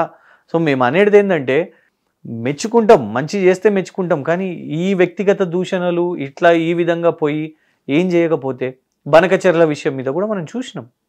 కనీసం నాలెడ్జ్ కూడా, కామన్ సెన్స్ కూడా లేకుండే. వాళ్ళేమో బయటికి వచ్చి అజెండా ఉంది, చర్చ చేసినాం మేము ఇదంటే అసలు అజెండాలో లేకుండే అని అంటాడు. విచిత్రం. అంటే నువ్వు నీ రాష్ట్ర ప్రజలను మోసం చేస్తున్నావు. మంత్రులకు ముఖ్యమంత్రికి అసయోధ్య లేదంటారా? వాళ్ళకే తెలియాలి, వాళ్ళ క్యాబినెట్ వాళ్ళకి తెలియాలి. వాళ్ళు ఒకటి మాట్లాడతారు. ఇప్పుడు యూరియా విషయం మీదనే గమనించండి, కేంద్రం అని తుమ్మల గారు అంటారు. ఈయనేమో ఫస్ట్ ఏం మాట్లాడారు, యూట్యూబ్ వాళ్ళు అందరూ సోషల్ మీడియాలో వీడియోలు పెట్టిస్తున్నారు, ఇదంతా కృత్రిమ ఆర్టిఫిషియల్ షార్టేజ్. ఇది కూడా అంటున్నారా? రీసెంట్ గా కార్పొరేషన్ చైర్మన్ కూడా నాతో అన్నది ఇంటర్వ్యూలో, యూరియా కొరత ఉంది ముఖ్యమంత్రిని అంటున్నారు, ఏంది బాధలు పడుతున్నారంటే అదంతా బీఆర్ఎస్ వాళ్ళు కావాలని కూర్చోబెడుతున్నారు పైసలు. మీరు యాజ్ యూట్యూబ్ ఛానల్స్ గా మీరు వెళ్ళారు కదా, మీరే కవర్ చేసిరు కదా, వాళ్ళ బాధలను చూసిరు కదా. నిన్న ఒక గిరిజన రైతు లాఠీ చార్జ్, 3rd డిగ్రీ ఆయన మీద, 3rd డిగ్రీ టార్చర్ ఆయన మీద, కొందరు పడిపోతున్నారు, చెప్పులు పెడుతున్నారు, గంతమంది రైతులు వస్తుంటే కనీసం నేను అనేది ఏంటంటే సమస్య. గతంలో కూడా బీఆర్ఎస్ హయాంలో కూడా చాలా మంది రైతులకు బేడీలు వేసారు. ఖమ్మం ఇష్యూ చెప్తున్నారు. ఖమ్మం ఇష్యూ వాళ్ళ కార్మికులు, వాళ్ళ ఫస్ట్ మిర్చి రైతులది తీసుకుందాం మనం. మిర్చి రైతులది అయినప్పుడు వేసినప్పుడు ఇమీడియట్గా ప్రభుత్వం, ఎందుకంటే పోలీస్ కింద అత్యుత్సాహం ఉంటుందండి, పోలీసులు ఇవి చేస్తూ ఉంటారు. చేయగానే ఏమైంది, ప్రభుత్వం సస్పెండ్ చేసిరు వాళ్ళని, దే హెవ్ టేకెన్ యాక్షన్. మీరేం చేసిర్రు? లగచర్ల రైతులను ఏం చేసిర్రు? మీరు సస్పెండ్ చేసిర్రా? మీరు యాక్షన్ తీసుకున్నారా వాళ్ళ మీద? యాక్షన్ తీసుకునే బదులు ఆ రైతుల మీద మీరు ఇంకా వాళ్ళ మీద దాడులు చేపించి కొట్టిపిచ్చి, ఎందుకంటే మానవ హక్కుల కమిషన్ దాకా ఢిల్లీ దాకా పోయారు. మహిళా కమిషన్, మానవ హక్కుల కమిషన్, గిరిజన కమిషన్, నీ సొంత నియోజకవర్గం కదా అది, కొడంగల్లో జరిగింది అది. చలో అక్కడ దాకా వదిలేద్దాం. గ్రూప్ 1 ఈ ఆస్పిరెంట్స్ వాళ్ళు, మాకు ఈ సమస్యలు ఉన్నాయి, సిలబస్ మీద సమస్య ఉన్నది, నువ్వు వికీపీడియా అని అంటున్నావు, తెలుగు అకాడమీ కాదు వికీపీడియా నుంచి తీసుకున్నాం మేము అని అంటున్నావు. నువ్వు ఫస్ట్ టైం చరిత్రలో మొదటిసారి ప్రిలిమ్స్కి ఒక హాల్ టికెట్, మెయిన్స్కి ఒక హాల్ టికెట్, ఇదేం అవసరము అని వీళ్ళు క్వశ్చన్ చేశారు. నువ్వేం చేసినావు? ఆ మోతీలాల్ అనేట ఆయన ఆస్పిరెంటే కాదు, ముఖ్యమంత్రి. ఒక అబ్బాయి గురించి ఆయన ఆస్పిరెంట్ కాదు, పేడ్ ఆర్టిస్టులు వీళ్ళు అని, వాళ్ళు అంతా డబ్బుల కోసం చేస్తున్నారు, బీఆర్ఎస్ వాళ్ళు చేస్తున్నారు అని లాఠీ చార్జ్ వాళ్ళ మీద, అమ్మాయిల మీద. అశోక్ నగర్ లో ఫస్ట్ టైం లాఠీ చార్జ్ మీ ప్రభుత్వంలో. ఇది ఇంద్రమ్మ పాలన, మొహబ్బత్కి దుకాన్. ఇప్పుడు మా మీదికి వాళ్ళని రెచ్చగొడితిరి, వాళ్ళను బస్ యాత్ర అని తిప్పుకుంటారు. రాహుల్ గాంధీ గారు వచ్చి బావర్జీ హోటల్లో బిర్యానీ తిని యూత్ డిక్లరేషన్ అని రిలీజ్ చేస్తారు. ఏమైనాయి? కనీసం మానవీయ కోణం కూడా లేదు. అంటే సమస్య ఉన్నప్పుడు పరిష్కరించడం వేరే. నరేష్ గారు సమస్యను అవమానపరుస్తున్నాడు ఆయన. వీళ్ళు రైతులు కాదు, వీళ్ళు రైతులు కాదు, వీళ్ళు పేడ్ ఆర్టిస్టులు, ఇట్లా ఒక్కొక్కళ్ళని తీసి పడేయడం. ముఖ్యంగా ముఖ్యమంత్రి కానప్పుడు మీ మీడియా, మీ యూట్యూబర్స్ ని కూడా అన్నాడు కదా, ఏమన్నాడు, బట్టలు కూడా తీసి కొడతా అని అంటున్నాడు, రకరకాల తిట్లు. అంటే బేసిక్ గా యూట్యూబర్స్ అంటే డిజిటల్ ప్లాట్ఫామ్ లో ఉన్న ఈ మీడియా సంస్థలు ఏవైతున్నాయో చాలా వరకు డిజిటల్ ప్లాట్ఫామ్స్ ఉన్న ఛానల్సే బాగా ఎలివేట్ అవుతాయి, మంచి కంటెంట్ చేస్తుంటాం. మీరు గమనిస్తే పెద్ద పెద్ద ప్లాట్ఫామ్స్ ఉన్నాయి, శాటిలైట్ లో కంటే కూడా డిజిటల్లో మంచి ప్లాట్ఫామ్స్ ఉన్నాయి. సో యూట్యూబర్స్ అనేది ఆయన వర్షన్ ఏంది, కొంతమంది ఫోన్లలో వీడియోలు తీస్తున్నారు, వాళ్ళు జర్నలిస్టులు అంటారు, వాళ్ళు యూట్యూబర్ అని గొప్పగా చెప్పుకుంటారు. మేము డిజిటల్ మీడియా జర్నలిస్ట్ యాంకర్ అని చెప్పుకోవడానికి యూట్యూబర్స్. అయితే నేను అనేది ఏంటంటే ఆ వ్యత్యాసం, ఆ డిఫరెన్స్ మీకు ప్రతిపక్షంలో ఉన్నప్పుడు కనబడలేదా? వాళ్ళందరూ హెల్ప్ చేయలేదా మీకు? అప్పుడైతే అందరూ చేసిర్రు. అదే ఇదే విషయము ఏ నాయకుడు అయినా ప్రతిపక్షంలో ఉన్నాడు ఉద్యోగాలు ఇస్తా అంటాడు, అధికార పీఠం ఎక్కగానే ఉద్యోగాలు ఇవ్వడు. అంటే అది సాధ్యం కాదా? కావాలని చెప్తారా, లేకపోతే ఇద్దాం అనుకున్నాక ముఖ్యమంత్రి అయినాక సాధ్యం కాదా? ఒకటి మీరు కరెక్ట్, మంచి క్వశ్చన్ వేసారు. ఒకటి ఏంటిదంటే అంటే యూత్ కూడా రియలైజ్ కావాలి. ఇష్టం వచ్చినట్టు నంబర్స్ చెప్పేయొద్దు. మేము ఆనాడు ప్రయత్నం చేసినాం, మేము జాబ్స్ ఇచ్చినాం. వీళ్ళు ఏం చేసారు మా మీదికి రెచ్చగొట్టడానికి? కోమటిరెడ్డి వెంకటరెడ్డి గారు ఉన్నారు, డిఎస్సి 75,000 ఖాళీలు ఉన్నాయి పూర్తి చేయండి అని అన్నారు. ఇవాళ మరి ఖాళీలు నిజంగానే ఉంటే ఇవాళ మీరు ప్రభుత్వంలోకి వచ్చారు, ఎందుకు మీరు కేవలం 12,000 ఎందుకు వేసారు? మరి 75,000 వేయాలి కదా. సో ఉట్టిగా మనము యూత్ని అట్రాక్ట్ చేయడానికి ఇన్ని ఖాళీలు ఉన్నాయి. కోదండరామ్ గారు ఇలా సపోర్ట్ చేస్తున్నా చెప్పండి. ఇంకొక అబ్బాయి కూడా ఎమ్మెల్సీ వచ్చింది ఆయనకు, వీళ్ళని నమ్ముకొనే వాళ్ళు, పేర్లు ఎందుకు లేండి కానీ మా తమ్ముని లాంటి వాళ్ళు. సో వాళ్ళు వచ్చింది, ఇవాళ మాట్లాడుతున్నారా వాళ్ళ పక్షాన? ఉల్టా ఇవాళ రివర్స్ యాంగిల్ ఏంటిది తెలుసా? నమ్ముతారా మీరు దీన్ని? సీఎం గారు అనేదాన్ని మీరు నమ్ముతారా? నేను అడుగుతున్నాను మిమ్మల్ని. వాళ్ళు ఇవాళ ధర్నాలు చేస్తున్నది జాబ్స్ వద్దు మాకు, నోటిఫికేషన్స్ ఇయ్యకండి అని. ఇదే కేసీఆర్ గారు మాట్లాడుంటే మీరు అందరూ ఉరిదీస్తుండే, మీ ఇంటర్వ్యూలలో ఖతం చేసేస్తుండే. రేవంత్ గారు అట్లా మాట్లాడుతున్నారు, జాబ్స్ వద్దంటున్నారు, నోటిఫికేషన్స్ ఎక్కువైపోయినాయి అంట అని.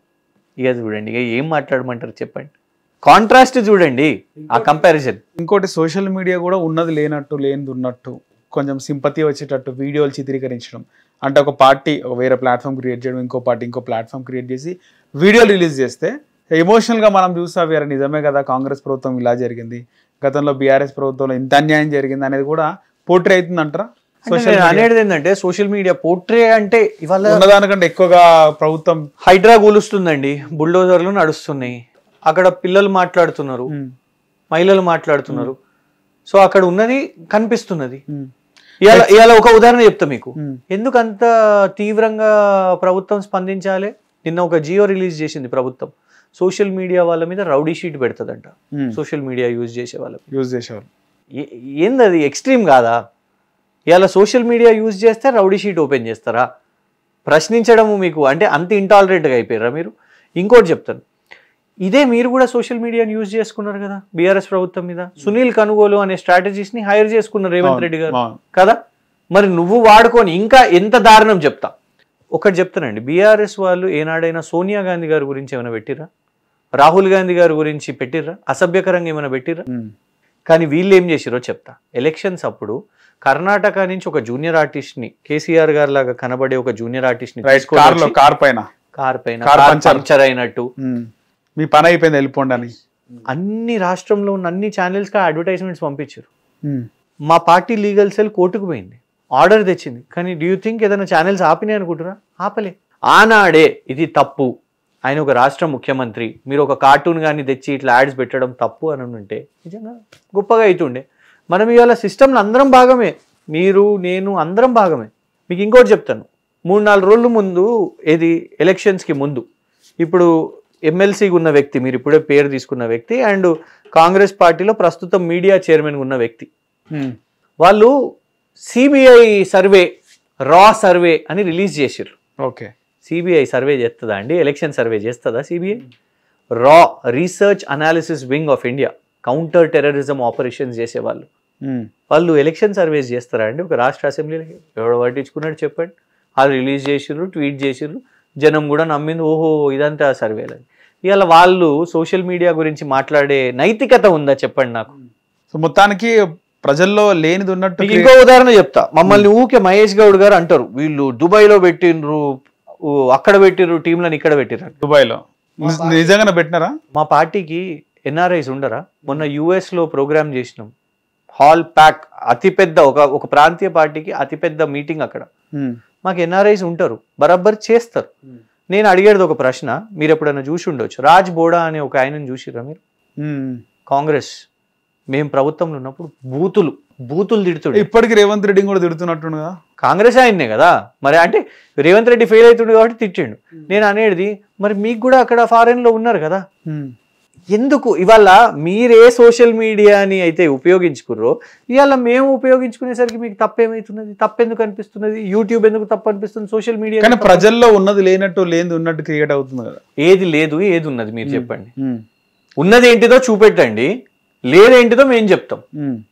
వాళ్ళు కదా లేని ఉన్నట్టు నోటిఫికేషన్లు ఫుల్గా ఇచ్చినాం అనేది అబద్ధం. హెచ్సియులో ఒకే దగ్గర 100 ఎకరాలు వాళ్ళు చదువుని చేస్తే ఆ 100 ఎకరాలు ఎంత పెద్దగా ఉంటుంది. హెచ్సియులో ఒకే దగ్గర ట్రాక్టర్లు, జేసీబీలు, అక్కడే నెమలు, జింకలు. ఇది ఏఐ అని చెప్పి తర్వాత ఫ్యాక్ట్ చెక్ లో తెలిసింది. ఆ వీడియో ఒకటి బాగా వైరల్ అవుతుంది. ఏఐ అనేది నంబర్ 1 ఫోటో పేపర్లో బాగా వైరల్ అవుతుంది. నేను ఒకటి చెప్తాను, ఒక విషయం చెప్తాను. చెట్లు నరికిరా లేదా? నరికినారు కదా, నంబర్ 1. జింకలు లేవా అక్కడ? ఉన్నాయి కదా. నెమలు లేవా అక్కడ? ఉన్నాయి. అసలు అంటే ఒకే దగ్గర అదే ఇంతనే ప్లేస్ ఉన్నట్టు ఒక దగ్గర. ఇప్పుడు మన న్యూస్ ఛానల్స్ లో ఈ క్రైమ్ న్యూస్లు ఇవన్నీ ఉంటాయి కదా, పలానా హీరోయిన్ చనిపోయినరో లేకుంటే ఇంకెవరో మర్డర్ సీన్లు ఎడిటింగ్ చేస్తారు. మనం అది సీన్ చూపెట్టలేం కదా, దగ్గరనే ఉన్నట్టు. కొందరు యాంకర్స్ బాత్రూమ్ టబ్ లో పండుకున్నట్టు లేకపోతే కార్లో ఇట్లా పోయినట్టు రిప్రజెంటేషనల్ ఇమేజెస్ చేయరా? చేస్తారా? చేయరా? సేమ్ థింగ్ కొందరు సోషల్ మీడియాలో సమర్థిస్తున్నారు. అయితే మీరు దాని కరెక్టే అని అంతే. నేను సమర్థిస్తున్నారు అని అంటే ఒకటి నంబర్ 1 ఒక ఉదాహరణ చెప్తా. ఒక జింక విషయం మీద ఒక రిపోర్టరే ట్వీట్ చేశారు. ట్వీట్ చేయగానే ఆ జింక చనిపోయింది అని, అయితే పాత ముందు ఎప్పుడో చనిపోయింది అని తెలిసింది. దాన్ని ఒక్కదాన్ని కారణం చూపెట్టి నువ్వెందుకు నేరాన్ని చేయగలుగుతున్నావు? నేను అనేది ఏంటంటే అసలు ఇక నేను నరకనే లేదు, నేను 10,000 కోట్లకు తాకట్టు పెట్టింది తప్పు కాదు, 10,000 కోట్లకు తాకట్టు పెట్టింది తప్పు కాదా? సుప్రీంకోర్టు పంపించి మరి చూసింది కదండి. గన్ని నువ్వు పండుగ రోజు 3 రోజులు సెలవుని చూసుకొని కోర్టు నీకు అయ్యా నాయనా నువ్వు ఈ కూల్చివేతలు శనివారం ఆదివారం చెయ్యకు అని చెప్పిందా లేదా? హైడ్రా విషయంలో రకరకాల. అయినా నువ్వు పండుగ రోజు జేసీబీలను పంపించింది తప్పు కాదంట. నువ్వు university of Hyderabad lathi charge చేసి మరి పిల్లల్ని సుమారు 100 మందిని పోలీస్ స్టేషన్ లో, దేశంలో ఉన్న అందరు స్టూడెంట్స్ అక్కడ ఉంటారు, వాళ్ళని నువ్వు అక్కడ పెట్టడం, పోలీస్ స్టేషన్ లో పెట్టడం తప్పు కాదంట. నువ్వు చెట్లు నరికేయడం, సుమారు 1500 చెట్లు నరికేయడం తప్పు కాదంట. అక్కడ జింకలు చుట్టుపక్కల ఇండ్లలో కురకడం అది కూడా వాస్తవం కాదని చెప్పడం అంట. కానీ ఇది ఏఐ అనేది తప్పు అయిపోయింది. నేను అనేది ఏంటంటే ఒకళ్ళు ఇద్దరు పెట్టుండొచ్చు కాక, కానీ దాన్ని బూచిగా చూపెట్టి నువ్వు ఏదైనా చేసుకోవచ్చా? How is it possible? ఆయన చేసింది నేరం కాదా? దీనికి ఒకటి ఏమంటారు అంటే, ఇంకోటి చెప్తాను. మా టైంలో మేము భూములు అమ్మినామండి, వాస్తవం, వేలంపాటు చేసినాం. కానీ నువ్వు అప్పుడు నీ స్టాండ్ ఏంటిది? భూములు వేలంపాటు చేయొద్దు, అట్లెట్లా చేస్తున్నారు, మేము ప్రభుత్వ ఆస్తిని అమ్మేస్తున్నావు అని అన్నావు. మరి నువ్వు ఇవాళ ఏం చేస్తున్నావు? తప్పు ఒప్పుకుంటావా? ఇంకోటి, మేము ఆనాడు తప్పు చేయలేదు. ఎందుకు చెప్తా, మేము అర్బన్ స్పేస్లను కాపాడినాం. కోకాపేట్, ఎస్, కోకాపేట్లో ఇవాళ ఒక సిటీ నిర్మాణం అయింది. అది బయటికి ఉండే ఇవాళ మీరు అక్కడికి పోతే ఒక కొత్త సిటీ డెవలప్ అయింది. సిటీ మధ్యలో ఉన్న ఇవాళ నువ్వు అమ్మకానికి పెడుతున్న ప్రైమ్ ల్యాండ్స్ కాదు, ఒక సిటీనే ఏర్పాటు చేసిండు కేసీఆర్. ఇవాళ అక్కడ చెప్తాను, ఇవాళ అక్కడ బిల్డింగ్స్ అయినాయి కదా. మేము 4-5 ఆక్షన్లో కొన్న వాళ్ళు బిల్డింగ్స్ కట్టిరు సుమారు ఒక దాంట్లో 1000 ఫ్లాట్స్ అనో 2000 ఫ్లాట్స్ అనో. దాంతో జరిగింది ఏంటి? పక్కన షాప్స్, ఎడ్యుకేషనల్ ఇన్స్టిట్యూషన్స్, హాస్పిటల్స్, ఒక నగరమే నిర్మాణం జరిగింది కదా. మన సిటీ ఎక్స్పాండ్ అయింది కదా. మరి అది రాష్ట్రానికి మంచి చేసినట్ట, నష్టం చేసినట్ట? కానీ నువ్వు ఇవాళ ఏం చేస్తున్నావు? ఉన్న యూనివర్సిటీ ఆఫ్ హైదరాబాద్ మీద పడి కక్షపూరితంగా నువ్వు వాళ్ళని కొట్టి గెలిచిన గతంలో వైఎస్తో కాని పని నేను చేసిన అని చెప్పేసి రేవంత్ రెడ్డి మాట్లాడుతున్నాడు కదా. ఆ కోర్టు కేసు రేవంత్ రెడ్డి గారు 2 నెలల్లో కోర్టు కేసు వేసి 2 నెలల్లోనే అన్ని వాయిదాలు వచ్చి కోర్టు కేసు జడ్జిమెంట్ వచ్చేస్తుందా అండి? ఎవరిది గొప్పతనం మోరదంటారా ఆ జడ్జిమెంట్ లో? కోర్టు కేసు ఎవరు వేసిండ్రు? దాన్ని కోర్టు కేసు పర్సూ చేసింది ఎవరు? ఒక కోర్టు కేసు ఎన్ని వాయిదాలు ఉంటాయి చెప్పండి? సింపుల్. ఇలా మా కేసులు ఉన్నాయనుకోండి, ఉద్యమ కేసులు కానీ ప్రతి ఒక్క కేసు 6, 7, 8, 9, 10 సంవత్సరాలు అవుతుంది. నేను అనేది రాజశేఖర్ రెడ్డి గారు చేసే ప్రయత్నం వారు చేసిర్రు, దాన్ని తర్వాత కేసీఆర్ గారు కొనసాగించిన తర్వాత నీ అదృష్టానికి నీ టైంలో తీర్పు వచ్చింది. దాన్ని కొట్లాడింది అందరు కూడా, ఎస్, ఆ భూమి కోసం కొట్లాడారు. కానీ నీలాగా కొట్టి, స్టూడెంట్స్ని కొట్టి, భయభ్రాంతులను చేసి లాక్కోవడానికి కాదు కదా. ఆయన అప్రోచ్ చాలా రాంగ్ ఉన్నది, చాలా క్రిమినల్ అప్రోచ్ ఉన్నది. ఒక సామెత ఉంటుంది, అంటే అన్ని ఉండి అల్లుండేట్లో శని అని చెప్పేసి. వాస్తవానికి రేవంత్ రెడ్డి ప్రభుత్వంలో తీసుకున్న నిర్ణయాల్లో మంచి ఉందని చాలా మంది ఇంటలెక్చువల్ చెప్తున్నారు. అంటే ఆయన తీసుకున్న హైడ్రా కానీ, హెచ్యు భూములు ఆయన గెలవడం కానీ, ఇవన్నీ మంచి చేద్దాం అనుకుంటా. కానీ ఆ ప్రభుత్వానికి రేవంత్ రెడ్డికి నెగిటివిటీ తెచ్చి పెడుతున్నాయి అని. నరేష్ గారు, ఒకటి, ఆ ఇంటలెక్చువల్స్ వారితో పాటు ఉన్నారు కావచ్చు, న్యూట్రల్ ఇంటలెక్చువల్స్ నాకు తెలియదు. కానీ నేను అనేది ఏంటంటే, హైడ్రాని తెచ్చినాను. పేదలకు ఒక రూల్, శనివారం ఆదివారం, మేం కాదు కోర్టు చెప్పిందా లేదా శనివారం ఆదివారం కూల్చకని. కానీ నీ బ్రదర్కి మాత్రం నువ్వు పోయి నోటీస్ ఇచ్చి ఆయనకు 30 రోజులు టైం ఇస్తే ఆయన పోయి హైకోర్టు ఆర్డర్ తెచ్చుకున్నాడు. అనుముల తిరుపతి రెడ్డి గారికి ఒక రూలు, సామాన్యులకు ఒక రూల్ ఉండాలనా? చాలా వరకు ఇదే ప్రశ్న నేను కూడా చాలా మందిని కాంగ్రెస్ వాళ్ళని అడిగినప్పుడు, తిరుపతి రెడ్డి ఇల్లు ఎందుకు కూల్చలేదు, అక్కడ మేము పోయి సర్వే చేస్తే దాదాపు అక్కడ 1000 ఇండ్లు ఉన్నాయి, దాదాపు కూల్చవలసినాయి. సో వాళ్ళు ఉన్న వాళ్ళు కోర్టుకు వెళ్ళినారు, లేని వాళ్ళు కోర్టుకు వెళ్ళలేరు, వాళ్ళకి అడ్వకేటే తెలియదు అని మేము మాట్లాడినప్పుడు, లేదు నాగార్జున పైన చర్య తీసుకున్నాం కదా గతంలో, ఇవి కూడా తీసుకుంటాము, కోర్టు స్టే ఇచ్చింది అంటున్నారు. కోర్టు స్టే ఇచ్చే టైం ఇచ్చినావు నువ్వు కదా, వేరే వాళ్ళకేమో నోటీసులు రాలే. ఈ గుడిసెలు, ఈ సామాన్యుల ఇల్లు, పేద ప్రజల ఇల్లు, బ్యాంకులలో లోన్లు తీసుకున్నారండి. ఇప్పుడు బ్యాంకులో ₹1,00,00,000 లోన్ తీసుకున్నాడు కదా, లోన్ తీసుకున్నాక నువ్వు పోయి ఆ ఇల్లు వాళ్ళు గృహప్రవేశం చేసుకోగానే వాళ్ళది కూల్చేసినావు. ఇల్లు లేదు, జాగా లేదు, లోను వదిలేస్తాడా? లేని ఇంటికి లోను కట్టుకోవాలి, మానవీయ కోణం లేదా? తిరుపతి రెడ్డి గారిది మనం అందరం మాట్లాడినాం, పొంగులేటి శ్రీనివాసరెడ్డి గారి ఫామ్ గురించి మాట్లాడినాం, పట్నం మహేందర్ రెడ్డి గారి గురించి మాట్లాడినాం, కేవీపీ గారి గురించి మాట్లాడినాం, వివేక్ వెంకటస్వామి గారి గురించి మాట్లాడినాం. ఇవన్నీ చర్చ జరిగినాయి. వీళ్ళ టకాటక్ కొట్టుకుంటూ పోయినరు, అక్కడ టైం ఇచ్చారు. ఆ టైం సరిపోదు ఆ తిరుపతి రెడ్డి గారికి పోయి నోటీసులు తెచ్చుకోవడానికి, కోర్టు నుంచి తెచ్చుకున్నారు, స్టే తెచ్చుకున్నారు, అయిపోయింది. ఇంత చిన్నగా అంటే హైడ్రాలో ప్లస్ ఎంత ఉందంటారు, మంచి ఎంత ఉందంటారు హైడ్రాలో? ఇప్పుడు హైడ్రా కమిషనర్ గారే బ్లాక్ మెయిలింగ్ కోసం దీన్ని ఉపయోగించుకుంటే సీరియస్గా కేసులు వేస్తాం ఇది అదని అంటున్నారంటేనే ఓపెన్గా అర్థమైపోతుంది ఇవన్నిటికీ ఉపయోగించుకున్నారని. మొన్న చూసినాం కదా, అంటే వ్యవస్థను ఒకటి సార్, హైడ్రా ఏంటిది అసలు, ఏంటిది హైడ్రా చెప్పండి.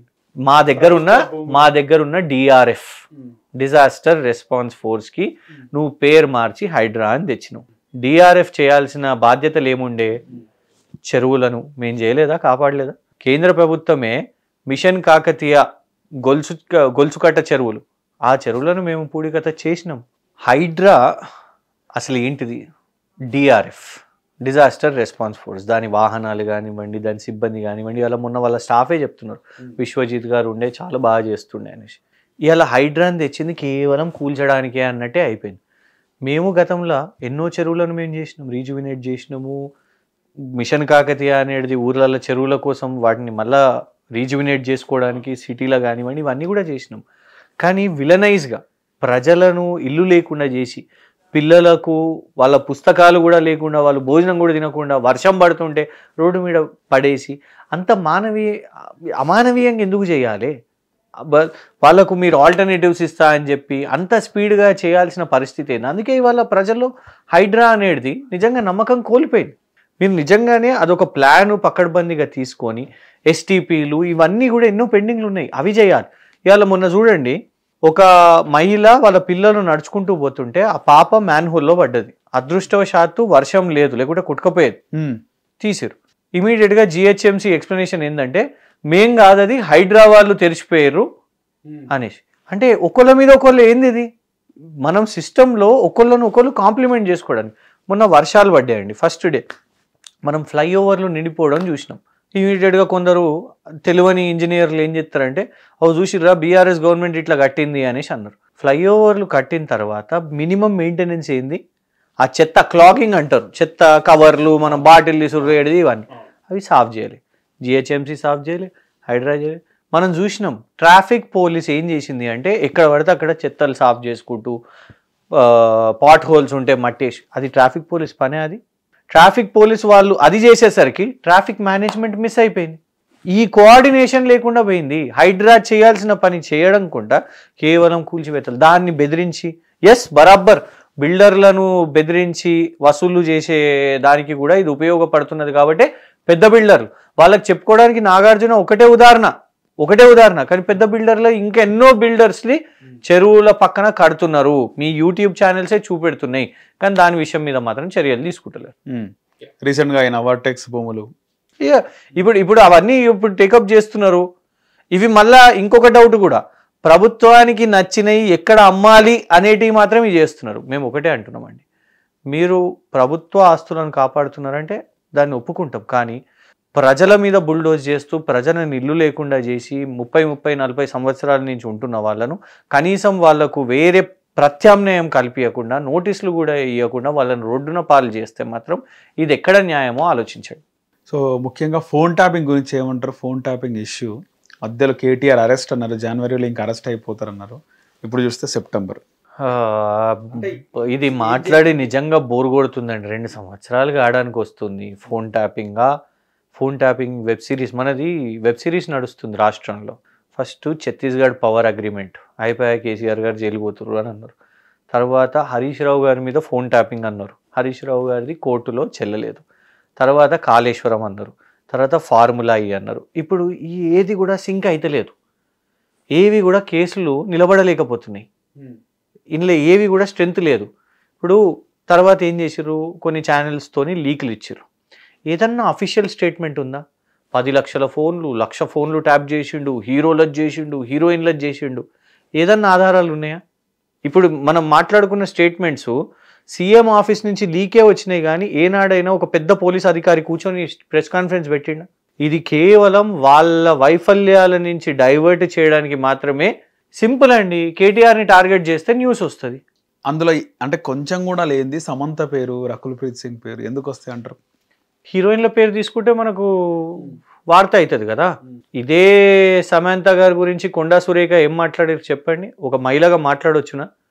సమంత నాగ చైతన్య వాళ్ళ పెళ్ళి వీళ్ళు చేయబట్టి అయింది అయినా అన్నారు. కేటీఆర్ దగ్గరికి పంపిమంటే పంపించలేదు. అంత చీప్ స్టేట్మెంట్ అండి. ఆమె మాట్లాడింది, బయటికి వచ్చిండ్రు, కేసు వేసిరు. ఇవాళ ముఖం పెట్టుకునే పరిస్థితి, ఎక్కడైనా చెప్పుకునే పరిస్థితి ఉందా? అదే మాటను ఎన్నోసార్లు రేవంత్ రెడ్డి గారు కూడా అన్నారు. నేను అనేది ఏంటంటే, ఒక మహిళకు లింక్ చేసి ఇవాళ అప్పుడప్పుడు కొందరు సోషల్ మీడియాలలో రేవంత్ రెడ్డి గారికి కూడా లింక్స్ పెడుతూ ఉంటారు. కానీ ఎక్కడ పోతున్నది మన రాజకీయం? ఒక మహిళను లింక్ పెట్టేసి చేసేసి వాళ్ళకి పెళ్లిళ్ళు అయిపోయి ఉంటే ఉట్టిగా లింక్ పెట్టి మనం అనేద్దాం అంతే, ఆధారం లేకుండానే. ఏం ఆధారం ఉన్నది చెప్పండి? ఉంటే బయట పెట్టేసేయండి once for all. Rakul Preet Singh తో కేటీఆర్ సేమ్ హచ్కు కనబట్టుకున్న ఫోటోలు సేమ్ లొకేషన్ లో 2-3 బాగా వైరల్ అయినాయి. దీనిపైన ఏమంటారు? అంటే దేశంలో ఒకటే హచ్ కుక్ ఉన్నదా? నాకు తెలియదు. అది హచ్ కుక్కనో బుచ్ కుక్కనో ఏం కుక్కనో ఒకటే కుక్ ఉన్నదా? లొకేషన్ కూడా సేమ్ ఉంది వెనకలో. ఏం లొకేషన్? అదే ఇంట్లో లొకేషన్. ఏం మాట్లాడుతున్నామండి? అంటే నేను అనేది ఏంటంటే, అంటే అది బాగా వైరల్ అవుతుంది. నిజంగా ఉన్నారా నేను అనట్లేదు, నాకు కూడా తెలియదు. అంటే నేను అనేది ఏంటంటే, ఫోటో ఎడిటింగ్ లా లేకుంటే నిజమా అబద్ధమా ఎందుకు అట్లుంటుంది చెప్పండి? ఇక్కడ కుటుంబంలో రకుల్ ప్రీత్ సింగ్ తో మ్యాచ్ కి వెళ్ళడము, అంటే ఇద్దరు కలిసి వెళ్ళిన మ్యాచ్ కి, లేకపోతే ఆ స్టేడియం లో ఇంకెవ్వరు లేరా? స్టేడియం లో అందరు ఉన్నారు, వీళ్ళు పక్క పక్కన. ఇప్పుడు వెంకటేష్ గారు వెళ్తారు, ఇంకొక హీరోయిన్ వెళ్తారు, ఇద్దరు కలిసి వెళ్ళినట్టు అయిపోతుందా? ఈయన ఒక మంత్రి స్థాయిగా వారికి ఇన్విటేషన్స్ రాదా?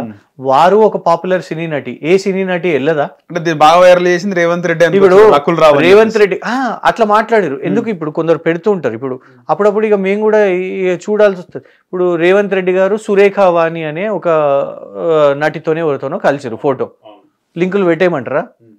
కలిసి చేస్తే అయిపోతుందా? ఇంకెవరో హీరోయిన్ ని కలిసిరు, రేపటి దినం ఇంకెవరో హీరోయిన్ ని కలిసిరు, పెట్టమంటారా అట్లా ఫోటోలు? నేను అనేది ఏంటంటే, అంటే చాలా వరకు ఇలాంటి నడుస్తుంటాయి, ఇలాంటి మాటలు మాట్లాడుతుంటారు, ట్రోల్ చేస్తారు. కానీ కేటీఆర్ కి సంబంధించిన ట్రోల్లే బాగా వైరల్ అవుతాయి. ఎందుకు అని అంటే, దాన్ని పని కట్టుకొని చేసే ప్రయత్నం చేస్తున్నారు కాబట్టి. ఇప్పుడు కేటీఆర్ ఆయన కూడా సరిగ్గా డిఫెండ్ చేసుకోలేకపోతున్నారంటారా కేటీఆర్? అంటే దాని గురించి ఎందుకు మాట్లాడాలి నేను అనేసి మొన్న అన్నాడు. సమంత గురించి మాట్లాడినప్పుడు నాకు అంత కర్మేం పట్టింది అన్నాడు.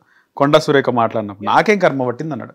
అలా ఎందుకు ఘాటుగా రేవంత్ రెడ్డి మాట్లాడేంత ఘాటుగా ఎందుకు మాట్లాడతలేడు కేటీఆర్? రేవంత్ రెడ్డి గారు లాగా చీప్ కాదు కదా కేటీఆర్ గారు. రేవంత్ రెడ్డి గారు ఇట్లాంటి, ఇప్పుడు హిమాంశు గురించి మాట్లాడతాడు, ఈ పర్సనల్ పాలిటిక్స్ తీసుకుంటారు. ఇప్పుడు ఉదాహరణకు మీరు గమనించండి, కేటీఆర్ గారి ఫ్యామిలీ ఫంక్షన్ వారు వెళ్ళలేదు, వారి బావమరిదికి సంబంధించిన ఒక ఫంక్షన్ అయింది కదా, అంత హంగామా చేసిరు కదా, అందులో డ్రగ్స్ దొరికినాయా? అంటే ఒక వ్యక్తి బయట ఎక్కడో తీసుకున్న ఒక వ్యక్తి ఎక్కడనో తీసుకున్నాడు, నెల ముందు తీసుకున్నాడా, 2 నెలల ముందు తీసుకున్నాడా, ఎవరికీ తెలియదు. ఆ ఫంక్షన్ లో డ్రగ్స్ దొరికినాయా? దొరకలేదు. కానీ ఏం చేసిర్రండి? మౌకా కేటీఆర్ గారి ఇంట్లోకి దూరినరు, హంగామా చేసిర్రు, డ్రగ్స్ దొరికిపోయినాయి. మన తెలుగు వాళ్ళ ఇంట్లల్లా మేము పప్పన్నం చేసుకుంటాం, ఇది చేసుకుంటాం, డ్రగ్స్ ఎవరు పెట్టుకుంటారు అధ్యక్ష అని స్పీకర్ దగ్గర అసెంబ్లీలో రేవంత్ రెడ్డి గారు మాట్లాడారు. దొరికిందా అండి? అసలు దొరికందే నువ్వు మాట్లాడేస్తావు, ముఖ్యమంత్రి హోదాలో మాట్లాడతావు. అల్లు అర్జున్ విషయం మీద ఆ నటుడా ఏదేదో మాట్లాడిండు కదా అసెంబ్లీలో. అంటే నోటికి వచ్చినట్టు మాట్లాడడం అంటే బురద జల్లాలి. నేను వ్యక్తిగతంగా బురద జల్లాలి అంటే పొద్దున ఆయన ఇంటికి పోయినారు అందరు కలిసి, అందరు సినిమా మొత్తం కలిసి పోయినారు. సినిమా రంగం సినిమా పెద్దలందరూ అల్లు అర్జున్ అరెస్ట్ అయ్యి రిలీజ్ కాగానే ఇంటికి పోయినారని చెప్పి అన్నాడు. లేకుంటే మీ ఇంటికి రావాలనా? అదే వాళ్ళ ఫ్రెటర్నిటీ, వాళ్ళందరూ ఒకటి కాబట్టి పోతారు. దాంతో కూడా నీకెందుకు ప్రాబ్లం? అల్టిమేట్గా నువ్వు మొన్న మరి నువ్వు కూడా అవార్డు ఇస్తేవి, మీరు కూడా రకరకాల యాడ్స్ అవేవో చేయించుకుంటూ ఉంటారు నటులతోని. నేను అనేది ఏంటంటే రేవంత్ రెడ్డి గారు సరే ఈ టాక్టిక్స్తోనే వారు ఆ కుర్చీని తెచ్చుకున్నారు. ఎందుకు అంటే ఒకటి ఇవి అయితేనే, ఇట్లాంటి అబాండాలు వేస్తేనే మైలేజ్ వస్తుంది. సబ్జెక్ట్ మాట్లాడితే మనకు ఏముండదు, తమ్నేల్లో ఈ స్టఫ్ మాట్లాడితేనే అందులో చూస్తారు, దాంతో పాపులారిటీ వచ్చింది. నెక్స్ట్ పీసీసీ ప్రెసిడెంట్ రావాలి. పీసీసీ ప్రెసిడెంట్ రావాలంటే ఏంది, పని కట్టుకొని అందరూ ఉత్తమ్ కుమార్ రెడ్డి గారిని అటాక్ చేశారు. ఫహీం ఖురేషి అని ఒక ఆయన ఉన్నాడు, అలా ఆయన పని కట్టుకొని ఉత్తమ్ కుమార్ రెడ్డి గారి మీద లేఖలు గీకలు మొత్తం రాసుకుంటూ కూర్చున్నారు. మన miss India miss England, miss world, miss England ఆయన మీదనే వచ్చినట్టున్నాయి ఆరోపణలు. అయితే తర్వాత ఉత్తమ్ కుమార్ రెడ్డి గారిని జరిపేసిన తర్వాత పీసీసీ ప్రెసిడెంట్ అయినావు. పీసీసీ ప్రెసిడెంట్ అయిన తర్వాత ఇక పొద్దున్న లేస్తే అందరినీ తిట్లు ఇవి అవి ముఖ్యమంత్రి కుర్చీ తెచ్చినావు. కానీ తెచ్చిన తర్వాత ఇవాళ నువ్వు రాష్ట్రాన్ని అడ్మినిస్ట్రేషన్ ఏమన్నా చేయగలుగుతున్నావు అంటే లేదు. అడ్మినిస్ట్రేషన్ లేదు, సబ్జెక్ట్ లేదు. సబ్జెక్ట్ అంటే మళ్ళీ నాకు ఇంగ్లీష్ రాదు, నేను ఇక్కడ చదువుకోలే, నేను ఫారెన్ చదువుకోలే అని ఇదొక స్టంట్లు. ఇంగ్లీష్ నేర్చుకున్నట్టు నేను అనేది ఏంటంటే ఆయనకు విజనే లేదండి. విజన్ లేదు కాబట్టి ఇవాళ రాష్ట్రంలో మన స్టేట్ ప్రోగ్రెస్, మనం ఈ సెక్టర్లో ముందుకు పోతున్నాం. అగ్రికల్చర్ వెనుకబడ్డం, ఐటీ వెనుకబడుతున్నాం, రియల్ ఎస్టేట్ వెనుకబడుతున్నాం. ఏ సెక్టర్లో ముందున్నాము మీరే చెప్పండి నాకు. కానీ ఆయన అంటుండే కదా, నేను ఫారెన్లో చదువుకోలేదు, గుంటూరులో చదువుకోలేదు, తెలంగాణలో చదువుకున్నా, మన ఆయన ముఖ్యమంత్రి కాదు, నేను ఆ చెట్టు పేరు చెప్పి కాయలు అమ్ముకోను, నేను ముఖ్యమంత్రిగా ఎదిగినాను స్ట్రగుల్ చేసి అని చెప్పి మాట్లాడుతున్నాడు. అంటే రాహుల్ గాంధీ గారిని కూడా అట్లనే అంటున్నారా? రేవంత్ రెడ్డి గారి అధ్యక్షుడు, వాళ్ళ పార్టీ నాయకుడు రాహుల్ గాంధీ గారు కూడా చెట్టు పేరు చెప్పి కాయలు అమ్ముకునేటోళ్ళ? నాకే సపోర్ట్ లేకుండా ఎదిగినా. అంటే రేవంత్ రెడ్డి గారు అన్నదమ్ములు కూడా ఇవాళ చెట్టు పేరు చెప్పి కాయలు అమ్ముకునేటోళ్ళేనా? నేను అనేది ఏంటంటే ప్రతి ఒక్క జనరేషన్లో ఒకళ్ళు స్టార్ట్ అవుతారు, ఆ తర్వాత అందరు కంటిన్యూ అవుతారు. కేసీఆర్ గారు కూడా వారే మొదలు పెట్టారు కదా, వారి ఫ్యామిలీలో ముందు ఎవరు పొలిటీషియన్స్ కాదు కదా. అట్లా అని కేసీఆర్ గారు ఉద్యమం చేసిన తర్వాత కేటీఆర్ గారు డైరెక్ట్ వచ్చి ఫస్ట్ ఉద్యమాల్లో పాల్గొన్నారు, జైలుకు పోయినరు, కొట్లాడినరు. ఇవాళ ఒకటండి, రేవంత్ రెడ్డి గారు మాట్లాడితే కాదు, రేవంత్ రెడ్డి గారు ఒక ఎలక్షన్ ఓడిపోయిన వాళ్ళు లక్కీగా మా మల్కాజ్గిరికి రాగానే ఏదో పొడుస్తాడు అనుకుని మా వాళ్ళు వేసిర్రు, తర్వాత అర్థమైపోయింది, ఆడికెళ్ళి పీకిండు, ఆడికెళ్ళి అవుట్. నేను అనేది ఏంటంటే కేటీఆర్ గారిని ఇలా వాళ్ళ కాన్స్టిట్యుయెన్సీ ప్రజలే ప్రతి ఎలక్షన్లో ఓట్లు పెరుగుతూ వచ్చినాయి కదా. సిరిసిల్లాలో ఇవాళ వరకు ఓటమి చూడలేదు. ఇదే కేటీఆర్ కూడా మొట్టమొదటిసారి టీడీపీ పొత్తుతోనే గెలిచిండు, అప్పుడు మేమే సపోర్ట్ చేసినామని రేవంత్ రెడ్డి అంటున్నాడు. అరే నేను అనేది ఏంటంటే అది చాలా పాత హిస్టరీ. టీఆర్ఎస్ అప్పుడు ఎవరు తెలంగాణ కోసం సపోర్ట్ చేస్తే వాళ్ళతోనే ఉన్నది. ఇన్ఫాక్ట్ ఆ సపోర్ట్ కోసమే వాళ్ళని ఒప్పించగలిగింది అని ఎందుకు అనుకోవద్దు మనం. టీఆర్ఎస్ సపోర్ట్ చేస్తుంది కాబట్టి 2004లో కాంగ్రెస్ పార్టీ, అప్పటి వరకు మాట్లాడని కాంగ్రెస్ పార్టీ రాజశేఖర్ రెడ్డి గారు తెలంగాణ కోసం సపోర్ట్ చేసిర్రు అని ఎందుకు అనుకోవద్దు. 2009లో అప్పటి వరకు తెలంగాణ వద్దనుకున్న చంద్రబాబు నాయుడు గారు, ఎల్కే అద్వానీ గారు ఒక లేఖ రాశారు, మేము ఎన్డీఏలో ఉన్నప్పుడు, ఆయన డిప్యూటీ ప్రైమ్ మినిస్టర్ ఉన్నప్పుడు మేము తెలంగాణ ఇవ్వలేము ఎందుకంటే మా అలయన్సెస్ వద్దంటున్నాయని అన్నది తెలుగుదేశం. అలాంటి ఒక చంద్రబాబు నాయుడు గారు తెలంగాణ కోసం ఒప్పుకోవాల్సిన పరిస్థితి ఈ పొత్తు వల్లనే వచ్చింది కదా. సో ఆ పొత్తు కోసం కలిసిర్రు, తర్వాత ఒంటరిగా కొట్లాడిను కదా. టీడీపీ నుంచి దూరమైనరు, కాంగ్రెస్ నుంచి దూరమైనరు, ఒంటరిగా కొట్లాడినరు. 2009 నుంచి 14 వరకు తెలంగాణ ఉద్యమం నడిచింది, 14 నుంచి 18 వరకు ఒంటరిగానే కొట్లాడారు, ప్రభుత్వంలో ఉన్నారు. 18 నుంచి 23 వరకు కూడా ఒంటరిగానే ప్రభుత్వంలో ఉన్నారు. ఇప్పుడు కూడా ఒంటరిగా, యాజ్ ఆఫ్ టుడే కూడా ఒంటరిగానే ఉన్నారు. మీరు గమనిస్తే మీ పొలిటికల్లో, మీ పర్సనల్గా 2018లో 18 తర్వాత రేవంత్ రెడ్డి మల్కాజ్గిరికి వస్తే, మీరు మల్కాజ్గిరి నుంచి అంటే మల్కాజ్గిరి ఎంపీ సెగ్మెంట్కి వస్తే మీరు పార్టీ చేంజ్ అయినారు. ఎందుకు అప్పుడు దగ్గరగా పని చేయాలి, రేవంత్ రెడ్డికి పని చేసి ఉంటే మన ముఖ్యమంత్రి అంటే మంచి పొజిషన్లో ఉంటుండే అని ఎప్పుడు అనిపించింది థాట్? ఇప్పుడు నేను అస్సలు లేదండి. అంటే నాకు ఒకటి అర్థమైపోయింది, ఆయన నోటి దూరతోని, ఆయన నోటి దూలతో అనిపిస్తుంది కదా, మనకైనా అనిపిస్తుంది కదా. నాకు అస్సలు అనిపిస్తలేదు. నేను చాలా హ్యాపీగా ఉన్నా, ఒక మంచి లీడర్ దగ్గర పనిచేస్తున్నాను. కేటీఆర్ గారి దగ్గర, కేసీఆర్ గారి దగ్గర చాలా నేర్చుకోవడానికి దొరుకుతుంది. సంతోషపడుతుంది. యంగ్ లీడర్స్ లో మీరు ఒక రకమైన లీడరు. సో మీరు ఆయనతో ఉంటే ఇంకా ప్లస్ అవుతుండే, మీకు కూడా ప్లస్ అవుతుండే. నాకు అస్సలు కాదు, ఆ పాడు పనులలో అస్సలు ఇలా పాత్ర లేదని సంతోషం. ఎందుకంటే ఇది ఒక గొప్ప ప్రభుత్వం అనుకుంటున్నారా మీరు? ఇదేమన్నా బిరుదుగల ప్రభుత్వమో లేకపోతే ఆహా ఏదో మంచి పని చేసినామను, అస్సలు కాదు. ఇది నిజంగా కూడా ఒక సర్కస్ నడుస్తున్నది. కాబట్టి ఎందుకు అనంటే ఆయన నోటి దురద అని ఎందుకు అంటున్నానంటే, ఇప్పుడు మనం మాట్లాడుకున్న అంశాల్లో కూడా కేటీఆర్ గారిని వ్యక్తిగతంగానే టార్గెట్ చేసిండు. ఇష్టం వచ్చినట్టు ఇరాకులు రావులు, పీకులు రావులు ఇవన్నీ మాట్లాడండి. కేసీఆర్ గారిని కూడా వ్యక్తిగతంగానే మాట్లాడు. వాళ్ళు చాలా పెద్దోళ్ళండి, చిన్న వాడిని నన్ను కూడా వదలలేదు ఆయన. మా కంటోన్మెంట్కి మొట్టమొదటిసారి ఆయన టికెట్ తెచ్చుకున్నాక ఆయన వచ్చి, అప్పుడు బీజేపీలో ఉన్న శ్రీ గణేష్ అనే వ్యక్తి కాంగ్రెస్ నుంచి బీజేపీకి పోయిండు, కాంగ్రెస్ నుంచి టీఆర్ఎస్కి వచ్చిండు, మళ్ళీ బీజేపీకి పోయిండు. బీజేపీ అభ్యర్థి ఉండే 2018, ఆయన 3 పార్టీలు తిరిగిండి, ఇంత కన్ఫ్యూజన్ ఉంటుంది ఆయనది. కానీ చెప్తా, 2018లో బీజేపీ అభ్యర్థి అండి ఆయన, ఎమ్మెల్యే అభ్యర్థి. ఆ తర్వాత కాంగ్రెస్కి రావడానికి రేవంత్ రెడ్డి గారు ఆయన ఇంటికి వెళ్ళారు.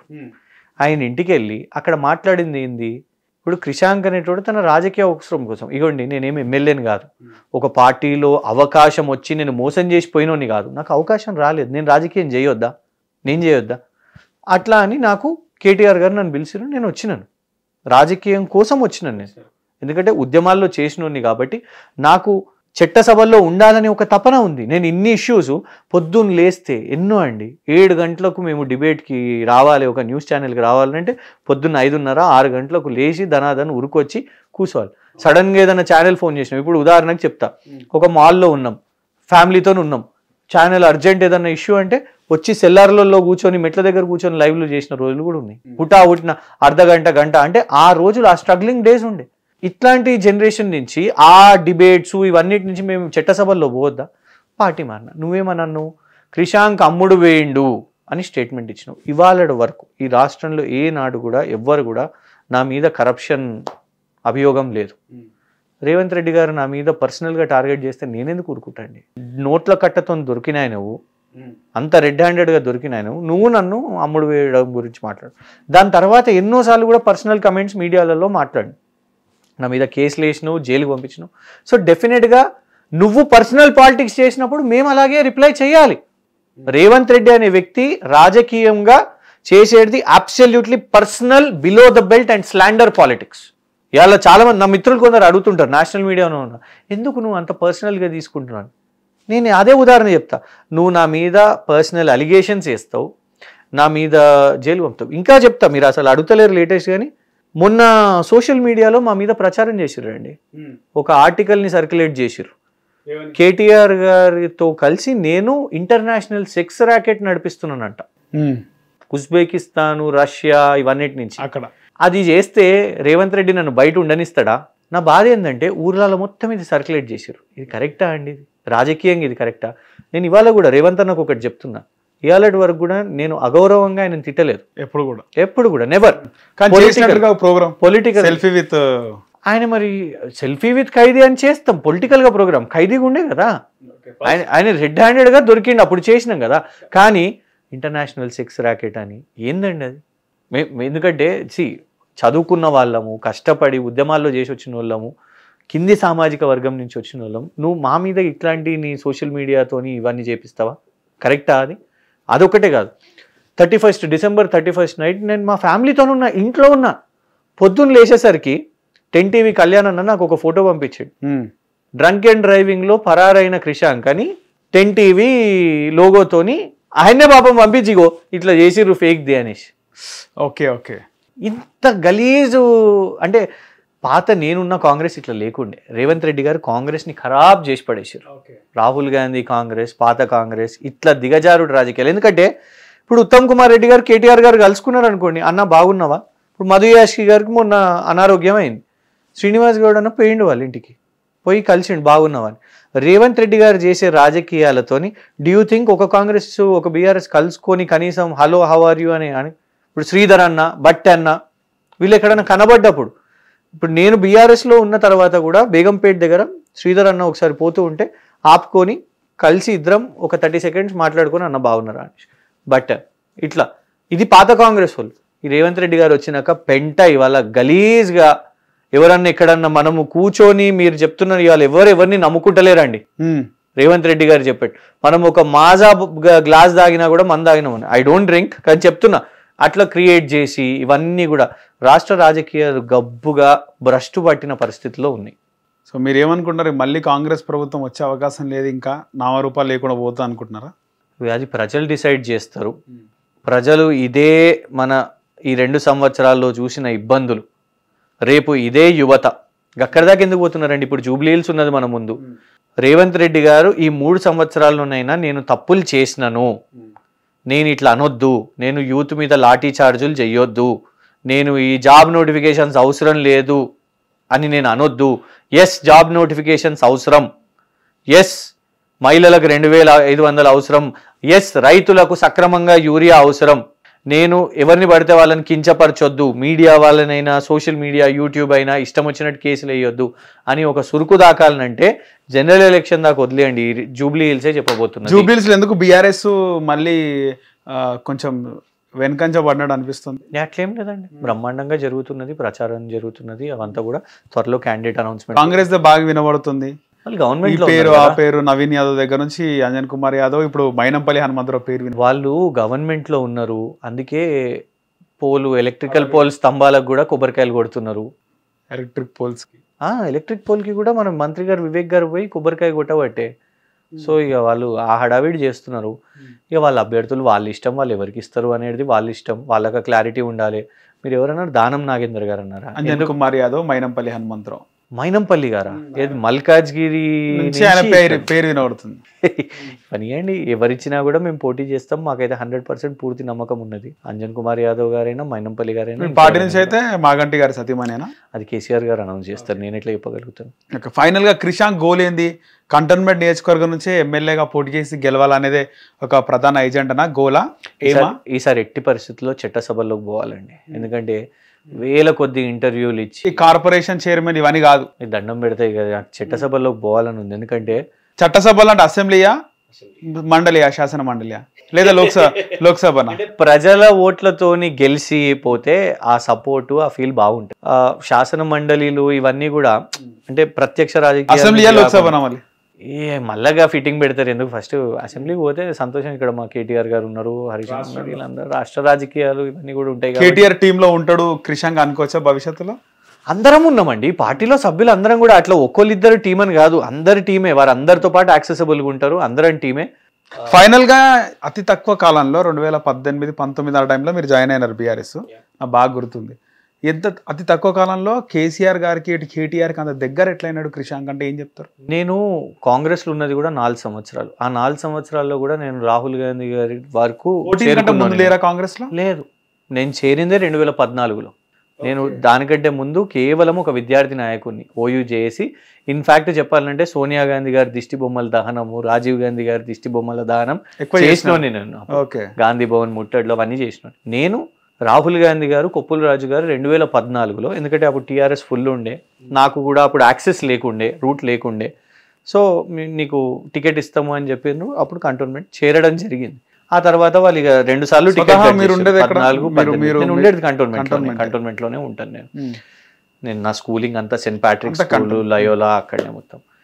ఇక ఆ తర్వాత కేటీఆర్ గారు ఆహ్వానించడం జరిగింది. మీరు అంటున్నట్టు ఒకటి డ్యూరేషన్ ఈ 6 ఇయర్స్లో ఎందుకు అని అంటే, నేను ఫుల్ టైం పొలిటీషియన్ అండి. నాకు వ్యాపారాలు అవన్నీ చేయడం రాదు, చేయలేదు. ఈ 6 సంవత్సరాల్లో ప్రతిరోజు నాకు ఒకటే తెలుసు, కాన్స్టిట్యుయెన్సీ కానివ్వండి, నా పార్టీకి కానివ్వండి, ఆ పార్టీ అయినా ఈ పార్టీ అయినా నేను లాయల్గా పనిచేస్తాను. Loyalty is important to the boss, to the chair, నాయకత్వానికి. నేను అదే చేస్తూ ఉన్నాను కాబట్టి probably I got close. Right, ధన్యవాదాలు Kishan garu. Thank you. Hit TV app, ఇందులో short news, live news, entertainment shows, movies, digital magazines తో పాటు మీ జిల్లా వార్తలను కూడా ఫ్రీగా చూడొచ్చు. ఇంకెందుకు ఆలస్యం, వెంటనే హిట్ టీవీ యాప్ ని డౌన్లోడ్ చేసుకుని ఫ్రీగా ఎంటర్టైన్మెంట్ పొందండి. Hit TV app. Hit TV app. Please download hit TV app. Hit TV app ని ఫ్రీగా డౌన్లోడ్ చేసుకుని ఎంజాయ్ చేయండి. మీకు నచ్చిన ఎంటర్టైన్మెంట్ కోసం హిట్ టీవీ యాప్ ని ఫ్రీగా డౌన్లోడ్ చేసుకుని ఎంజాయ్ చేయండి. హిట్ టీవీ యాప్ ని డౌన్లోడ్ చేసుకుని ఆస్వాదించండి, ఆశీర్వదించండి. ఇంతమంది సెలబ్రిటీలు హిట్ టీవీ యాప్ ని డౌన్లోడ్ చేసుకోండి అని చెప్తున్నారంటే ఎంత మంచి యాప్ ఆలోచించండి. అమెరికా అమెరికా అమెరికా అమెరికాలో చదవాలనుకునే వాళ్ళకి విశ్వసనీయమైన పేరు మన శౌర్య కన్సల్టెన్సీ. UK లో 1 year masters, UK లో 1 year masters, 2 years work permit up to 5 years visa. Contact Saurya Consultancy. Contact 89851 89851.